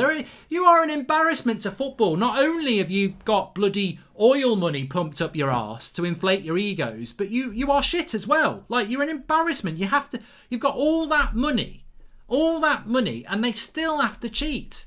They're a bloody... It's embarrassing. Absolutely embarrassing. I really hope we beat them again, just to see the bitches cry. It would be hilarious, because that's all they do. Bitch, bitch, bitch, bitch, bitch. Always in the referee's ear. Oh, I've cut my eye. It must be a red card. What a disciplined performance this half. All the frustration for PSG. Fred hasn't put a foot wrong. Lovely to watch. And I think that comes from the coaching. You know what? Discipline FC is something that's been really impressive in this game. Playing with a smile on her face, not getting involved. Difference between this United side and a title-winning side is the ability to finish easy chances. Happened versus Southampton 2, says Pumpkin Spice Latte. How many goals would Haaland have scored for United today with those counter-attacks, says Stig. I like Martial, but I can't help but think a top striker would have finished them 2 chances I believe Green would have. Alec, can I just say, a few people are talking about top strikers. Here's Rashford. Ooh. Yeah, a lot of people are talking about top strikers. I've got no problem with that. But 1 million subscribers before the new year, says Echo Days. Yeah, please subscribe if you're new, bottom right-hand corner. We definitely deserve something from this game. Rashford, good tackle. But we need to take those chances or it could haunt us, says Nick Warren. Yeah, a lot of people talking about striker this, striker that, striker this, striker that. Our striker is Cavani. Cavani is our striker. Martial's playing off the left wing. So I get what you're saying, but Erling Haaland or Cristiano Ronaldo or Sergio Aguero, whatever striker you're going to buy, you're dropping Cavani because Martial's playing left wing and Haaland doesn't play left wing. So, look, Martial should have scored. He definitely should have scored. But he is playing left wing and Rashford is playing right wing and Cavani is the striker. Cavani's nearly scored a worldie. He's just hit the bar. So why are we saying, we need a striker? We need a striker. Cavani's the bloody striker. If you want a more clinical left winger, that's where Martial's playing. Neymar's lazy, says Dane Grayson. Well, Neymar doesn't fancy it when he's not getting everything. Just like Sevilla, we should have scored. Our finishing is off the mark, says Varun. Could you imagine this fragile PSG team in the EPL? They'd get physically battered. Imagine what... I think Burnley would fancy a game against this lot.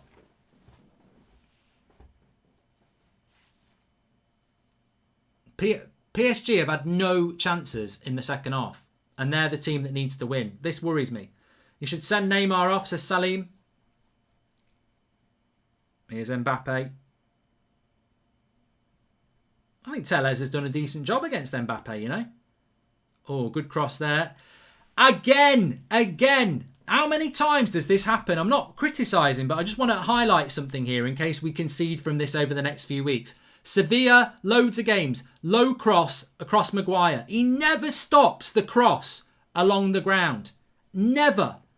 On the front post, he's always there and he never, ever, ever stops the cross along the ground. It's such a weakness. And I don't know why he doesn't do it. Maybe because he's not left-footed. That might be why. PSG again, a big time Charlie, says Andrew Kelly. Well, I'm a little bit worried about PSG because we should be 2 or 3-1 up. They've done nothing this second half, but you'd fancy them to create a chance and score. Oh, Marquinhos has just headed it onto the bar. That was a big chance for them. We've just got to be a little bit careful here because we've had a lot of chances, but PSG are going to play caution. He's offside. He's miles offside. He's not offside on the back, though. They would have given that.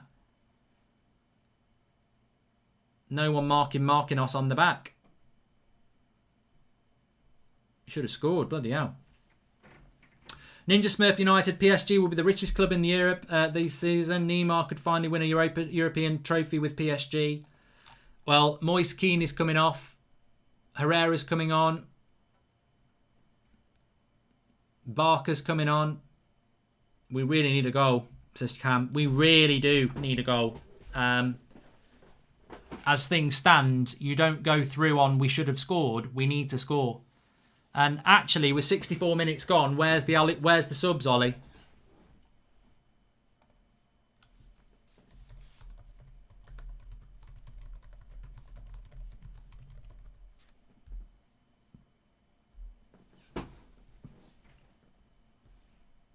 Yeah, Joe, look, it's just something I've noticed over the last 6 months. Whenever a cross comes in low, it happened twice against Sevilla.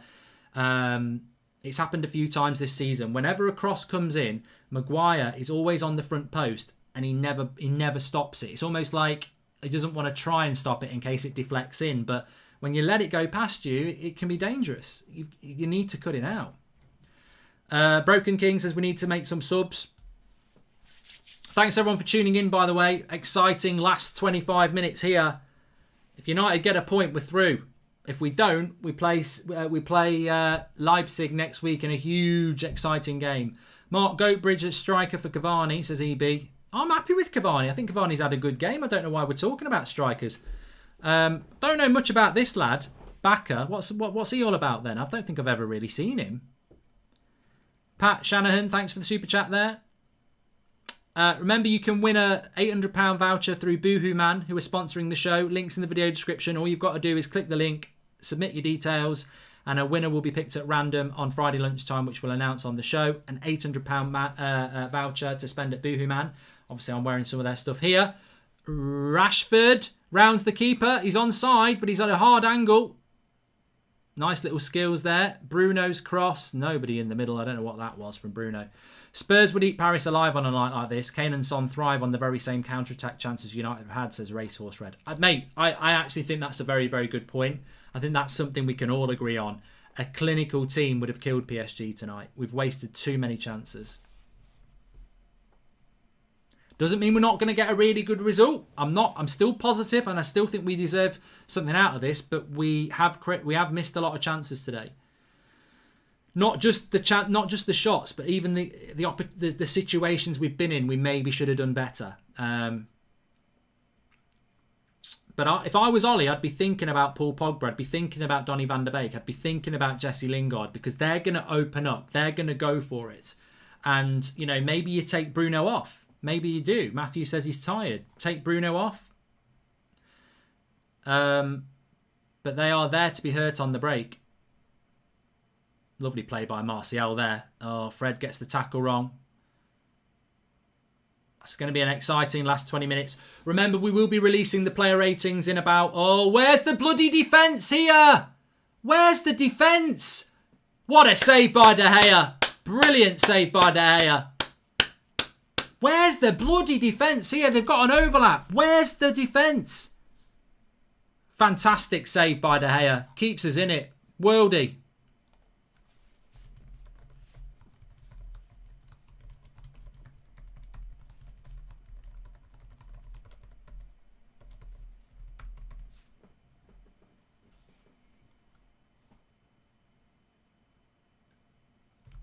Absolutely fantastic, that save by De Gea. He should have scored. He's just come on, that lad. That's why you picked David De Gea. Just fantastic. Always seems to save his best football for the Champions League. And they've scored.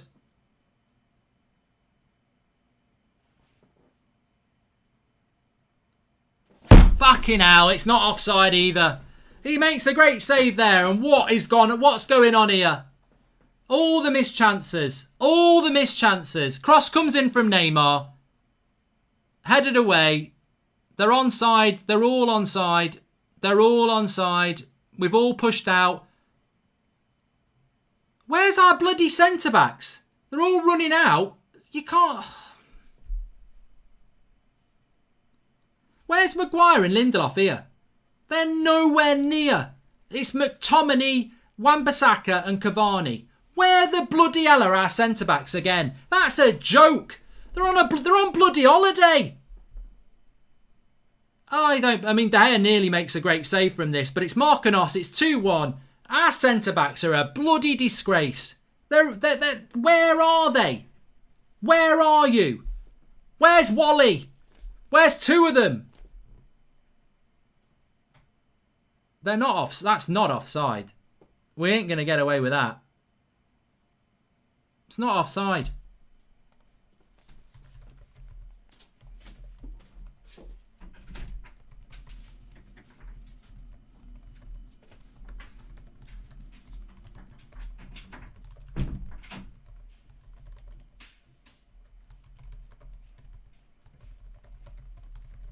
Red card. Fred. Well, that's been proved wrong as well. Second yellow for Fred. It's all gone wrong. This is a bloody joke. He should have made substitutions. He should have made substitutions on the half an hour to go. He's left the subs too late. We got the ball. He gets the bloody ball. Does he get the ball? I think he gets the ball. He gets the ball, ref. Gets the bloody ball. Look at it on VAR. Go to VAR. Check it on VAR.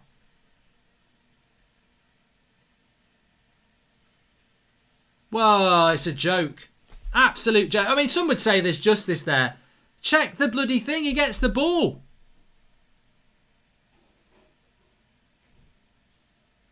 He's not going to change his mind because he knows he should have sent him off in the first half. He kicks the ball. You clearly see him kick the ball. That cannot. You can't check a yellow card. You can't check a yellow card. Bloody hell. Well, Manchester United's chances of winning here are receding like Bruce Willis's hairline. We are going to lose. Thanks, ref. I take everything back about what I said. You bloody idiot.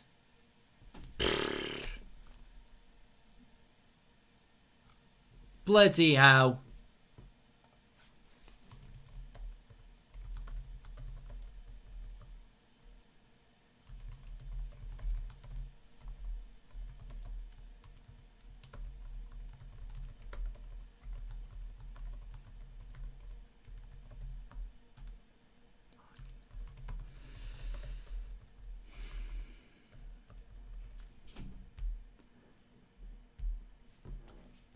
I think he's got it wrong on the subs, everyone. I think he's... What are we waiting for?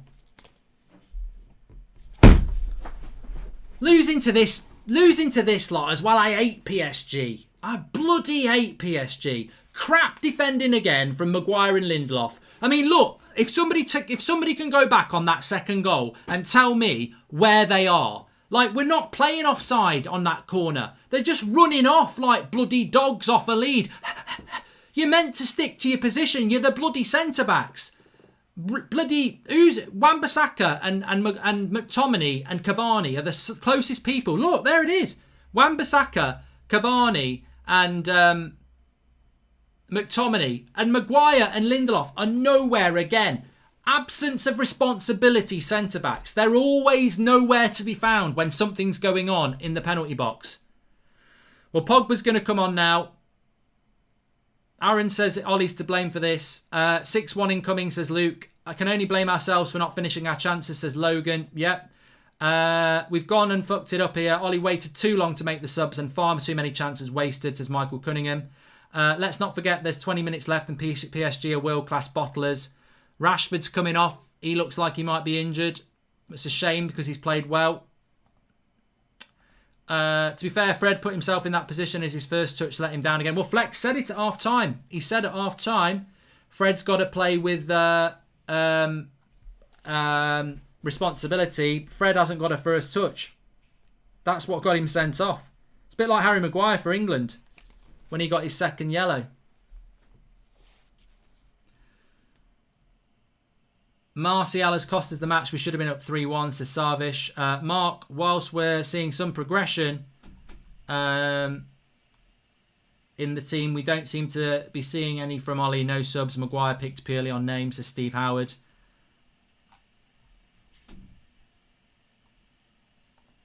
I'm so sick of Maguire. People need to stop saying he had a couple of good games. He's not good enough for the club, doesn't even command the defence. Where were the subs, Ollie, says Stephen Micini. And Rashford and Bruno are going mental at the bench to sub Rashford, says Jake Pennington. It's descending into a poor performance. It's irritating. Totally preventable. Martial should have scored. Ollie should have made subs. And our defence can't defend.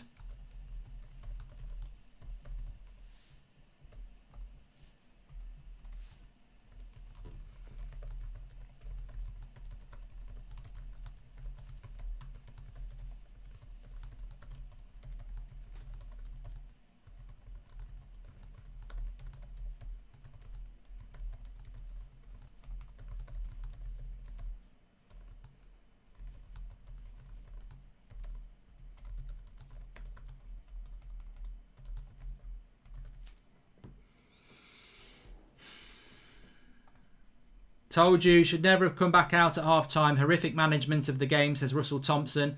Fred, Martial and Ollie to blame here. Group wide open now, says Carrymore.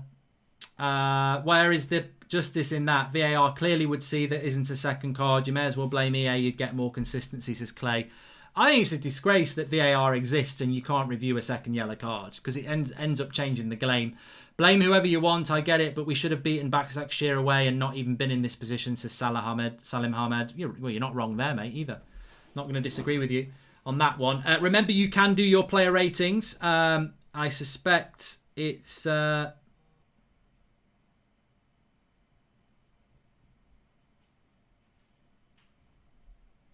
It's open on the United Stand website. Remember to mark them out of 10. 6 being average. I think it's going to be an interesting match reaction, and the fan forum with Flex and KG is going to be very interesting as well, because Flex did say Fred should have come off. Well, he is off for an early bath.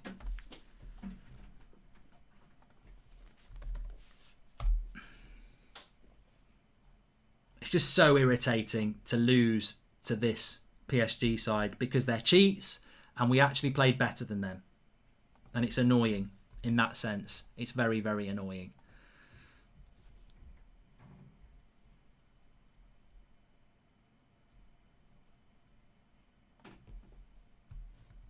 The link for the player ratings is in the video description now. I've just dropped it in there. It's in the second paragraph. So just go over there. We had 11,000 people voting in after the Southampton game. So the more people who voted, the better, because it means when I do my match reaction after this and I give my player ratings, I click mine and it throws up yours. So if I give Bruno a 10 and you've given him a 6, then obviously there's a big difference there and we can discuss it. So links in the video description, second paragraph. Mark every player out of 10. Give your man of the match, put a star next to it, submit your score. You get to mark Ollie out of 10 as well. So I think there's going to be some interestingly low scores. But here's Neymar. They probably will get the third goal now. Oh, he's just megged McTominay in the box as well. Herrera over the bar. To be fair, their substitutions changed the game. They should. I mean, remember, De Gea had just made a world-class save before that. You know, we can moan about the goal, but De Gea had just made a fantastic save. Their subs have changed the game. We didn't change it. We didn't make any changes. So, you know, that's where we're at, everybody. Disappointing. Verratti's coming off now.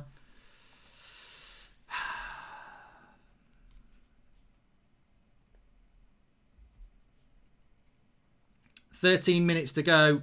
Please subscribe if you're new. Bottom right-hand corner. We've got the match reaction to come up after this. Loads of live content on the United Stand and chat. It looks like it's 2-1 as well. I haven't even changed the scores. Apologies for that. Should have changed that ages ago. Van der Beek comes on with 10 minutes to go for Edison Cavani. So we're trying to not get thrashed in a game. And Greenwood's coming on for Martial.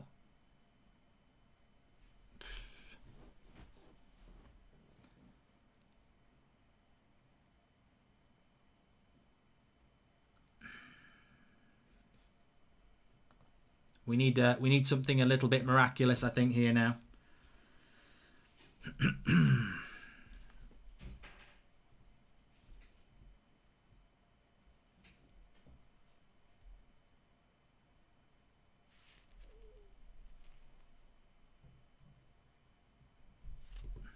What's your thoughts? What is your thoughts here? I mean, I don't think it's as simple as saying, I don't agree Fred should have come off at half-time. He was playing really well, but how long can you ride that luck train? Ollie too slow to make the sub, says Nick P. I don't think he should have come off at half-time either. I thought he was doing all right. Pogba's just hit a shot, and it's just gone over. Maguire with the knockdown. Pogba on the volley. Oh, I tell you what, if that had gone in, it would have been such a good goal. It's a sort of goal, if that had gone in, it would have shut up any Pogba haters for ages. I really don't get Ollie. He's clueless as he seems, is because he seems totally clueless, says Brad Lewis. Thank you. Well, PSG are going to surely sit back now, so maybe we can find a way to create a chance. It's going to be difficult. Shouldn't be in this position. And I think that jumps out to me as well, that we, you know, Martial should have scored. Maybe Cavani. Well, I don't think Cavani could have done any better. I mean, he's chipped it and it's hit the bar, really. But what I would say is that just before they scored, they had a really good chance. Marquinhos had another chance where he headed it onto the bar. So they started having more chances when they made their subs, and we didn't make our subs quick enough. And PSG changed the game and won the game. And we didn't. We tried to keep doing it with the same 11. He didn't want to make the changes. Even after they scored, he didn't want to make the changes because Fred was still on the bloody pitch. Rashford was still on the pitch. So it's disappointing. It's definitely disappointing. But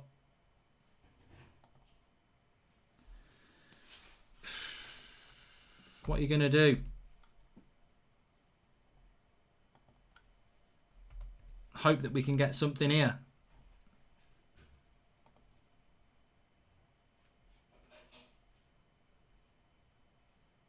I was giving a free kick on Van der Beek there now. They're so... I mean, even Herrera does it now. Even Herrera's a bloody diver now. Which he always was at United, to be fair.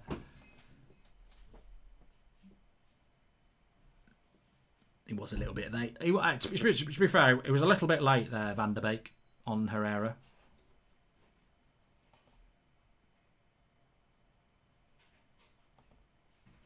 $10 minutes to go. It's going to be difficult now.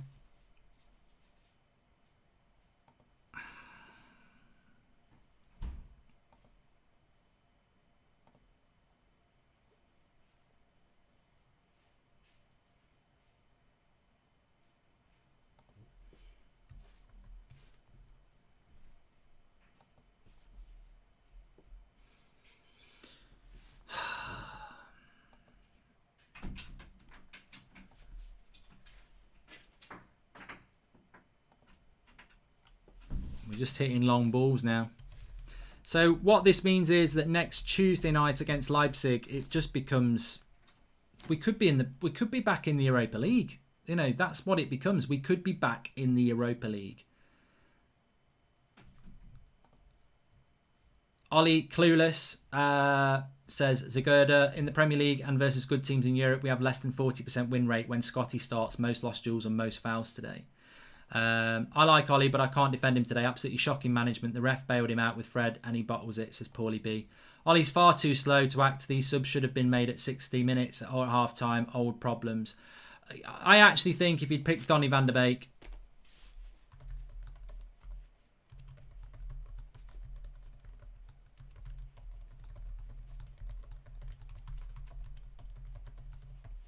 we would have won this game.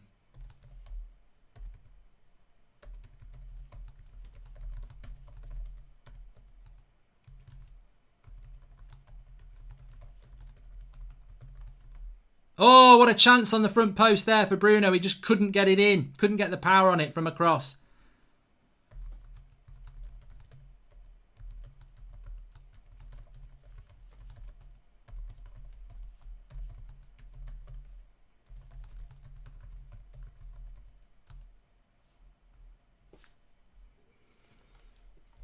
Callum Armstrong says, Ollie is far too slow to react. These subs should have been made at 60 minutes at half-time. Same old problems.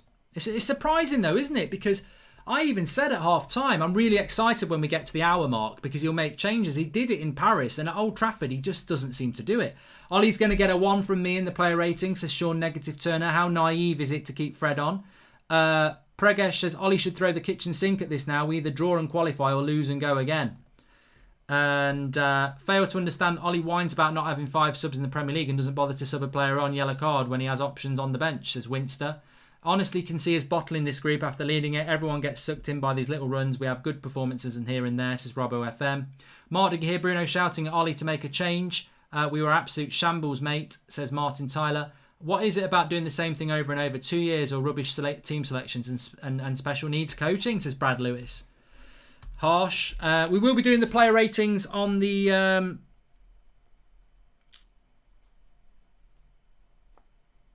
match reaction. The link is in the video description. Here's Donny van der Beek.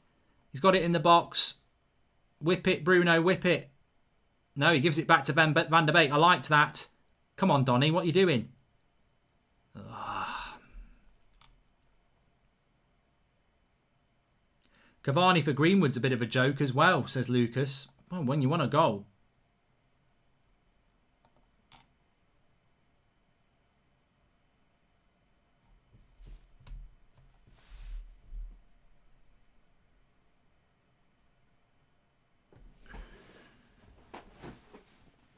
It's just so galling to lose to PSG. Like, they're a horrible team. Not subbing at Fred at half-time was sackable, says Jenks. I disagree with that. I'm not going to be a hypocrite. I would have kept Fred on. For me, you don't even need to go to half-time and say he got it wrong at half-time. I don't have an issue with Fred staying on the pitch. But after an hour, he should have made subs. That's what he should have done. He didn't make any subs. And they scored... What minute did they score in? Somebody tell me. What minute did PSG score in? Because we should have made subs way before that. And we didn't. And we didn't want to make subs. Substitutions were not imminent when PSG scored that second goal in the 69th minute. He wasn't planning on making any substitutes until they scored and until Fred got sent off. And that's the criminality. 69 minutes, and he wasn't looking to do it. So, yeah, 69 minutes.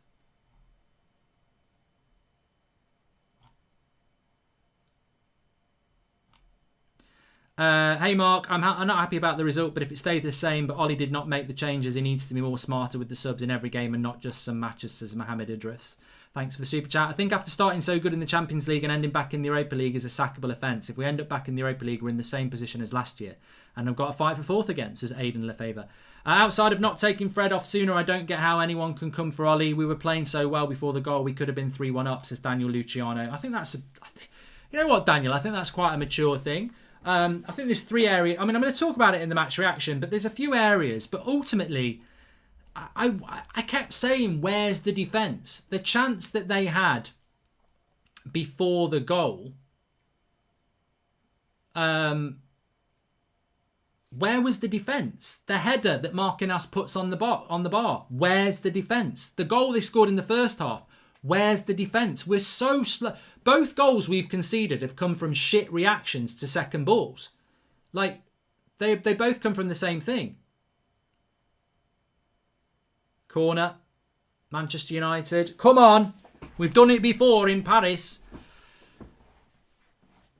Mark Jones says, I agree with most things you say, but he had to take Fred off the right and was on the wall. Look, I've got no problem. Flex said the same thing. I'm mixing up my four-letter words. But the reality is, Fred could have come out till the 65th minute and been subbed off because he was tired. Like, he should have made subs before the 65th minute, and he didn't.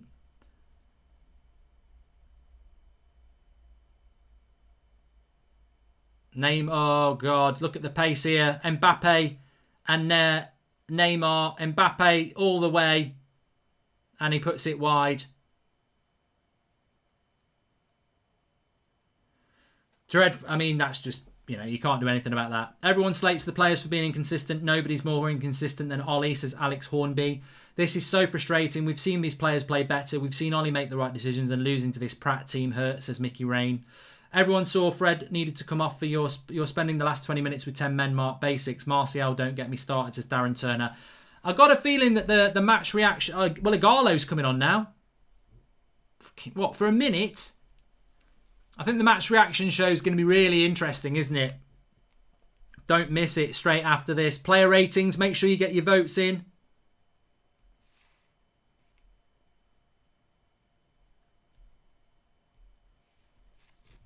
How long's he going to add on?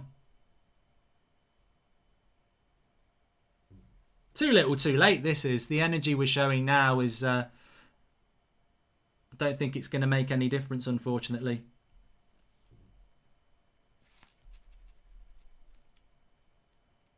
I mean, Donny van der Beek's been brilliant since he came on. Absolutely brilliant. I think Bruno's had a very quiet game tonight, but... Van der Beek's been superb.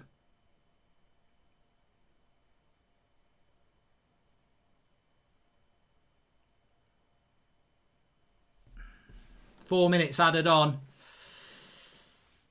Please subscribe if you're new, bottom right hand corner. Mark, does this not remind you of Sevilla again? This idiocy. My God, Ollie is crap. Send him to Rochdale, says Brad Lewis. Ollie should be able to rely on his very well paid professional players to play cautiously on a yellow, says Tim Diamond. Darren Turner, everyone saw Fred needed to come off for your yeah, I mean, the thing about Fred, right, he gets sent off for a foul that's not a foul. I mean, so it's all right saying the only blame you can put against is Ollie, because Fred actually doesn't do anything wrong. 3-1. 3-1. It's all over. Where's the defence again? Well, the defence has disappeared and it's 3-1. It's just... We've gone for it. We've conceded a goal, haven't we? That's what's happened there. Ollie won't be very happy. I'm sure he'll have a few words, but... I mean, Bruno's basically playing as a centre-back here. It's over 3-1. I I will acknowledge Martial's fault. Thank you very much. I'll do it in the match reaction. I think we're fully aware of that. But we've got no defenders here. It's Lindelof, McTominay, and Bruno as the defence. Maguire's bending down. He's fell over, but he slipped. We are shit at the back. We are so bad.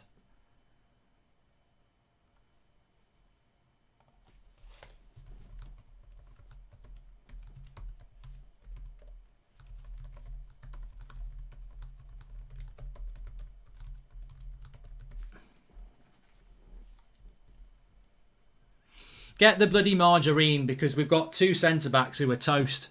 They're really just not good enough at this level. They're too slow. They're too slow. You see, this is where you see it. And when we've had to go for the game, and we just get picked off, don't we? We can't, when they can't be shielded, we get picked off with pace. Look at Maguire in the last goal sequence. Total joke, says Ollie Morton. They ain't good enough for this level, mate. Not good enough. We will never win a title with that centre-back pairing there. We will not win a Champions League with that centre-back pairing there. They're not good enough. They only look good when you protect them with two centre defensive midfielders. And Ollie looks proper pissed off. And look, on a different day, we would have won that game. There's numerous reasons why this has gone wrong. But yet again, for me, it's missed chances and it's shit defending. All the two goals that killed us were preventable. And we had chances to win the game. But Juno says the back four is incredibly bad. It's insane. McTominay should have stood on Neymar's neck, says Trishan. And like we said after Southampton's consistency, Ollie ain't got it. Strikers are terrible and defence is a joke. Major changes needed, says Sean Negative Turner. And this season and last start in Matic, United lose points less than 40% of the game. Starting McTominay, it's over 60%. How does Ollie have a job, says Sigurdu. I don't know what the stats are on McTominay, but he ain't getting a high mark. I think he's been average. You know, all you ever get from McTominay is a bit of passion. Oh, I'm going to go and start a fight with Neymar because the Twitter crowd will love it. What about actually doing something on the pitch? McTominay is liked because he's McMayo and he gets into fights with players on the pitch. But what does he actually do in a footballing sense that Mark Noble can't do? If Ollie would have took off Fred, we would have won, says Lee McDermott. And still only need a point in Leipzig, says Dane Grayson. Yeah, but it's going to be hard. I mean, Bruno's not had a good game tonight. He's looked very, very tired. They've marked him out of the game. Remember, you can get your player ratings in for the match reaction. It's going to be a really big part of the show that we're going to do in a couple of minutes. This game is now over.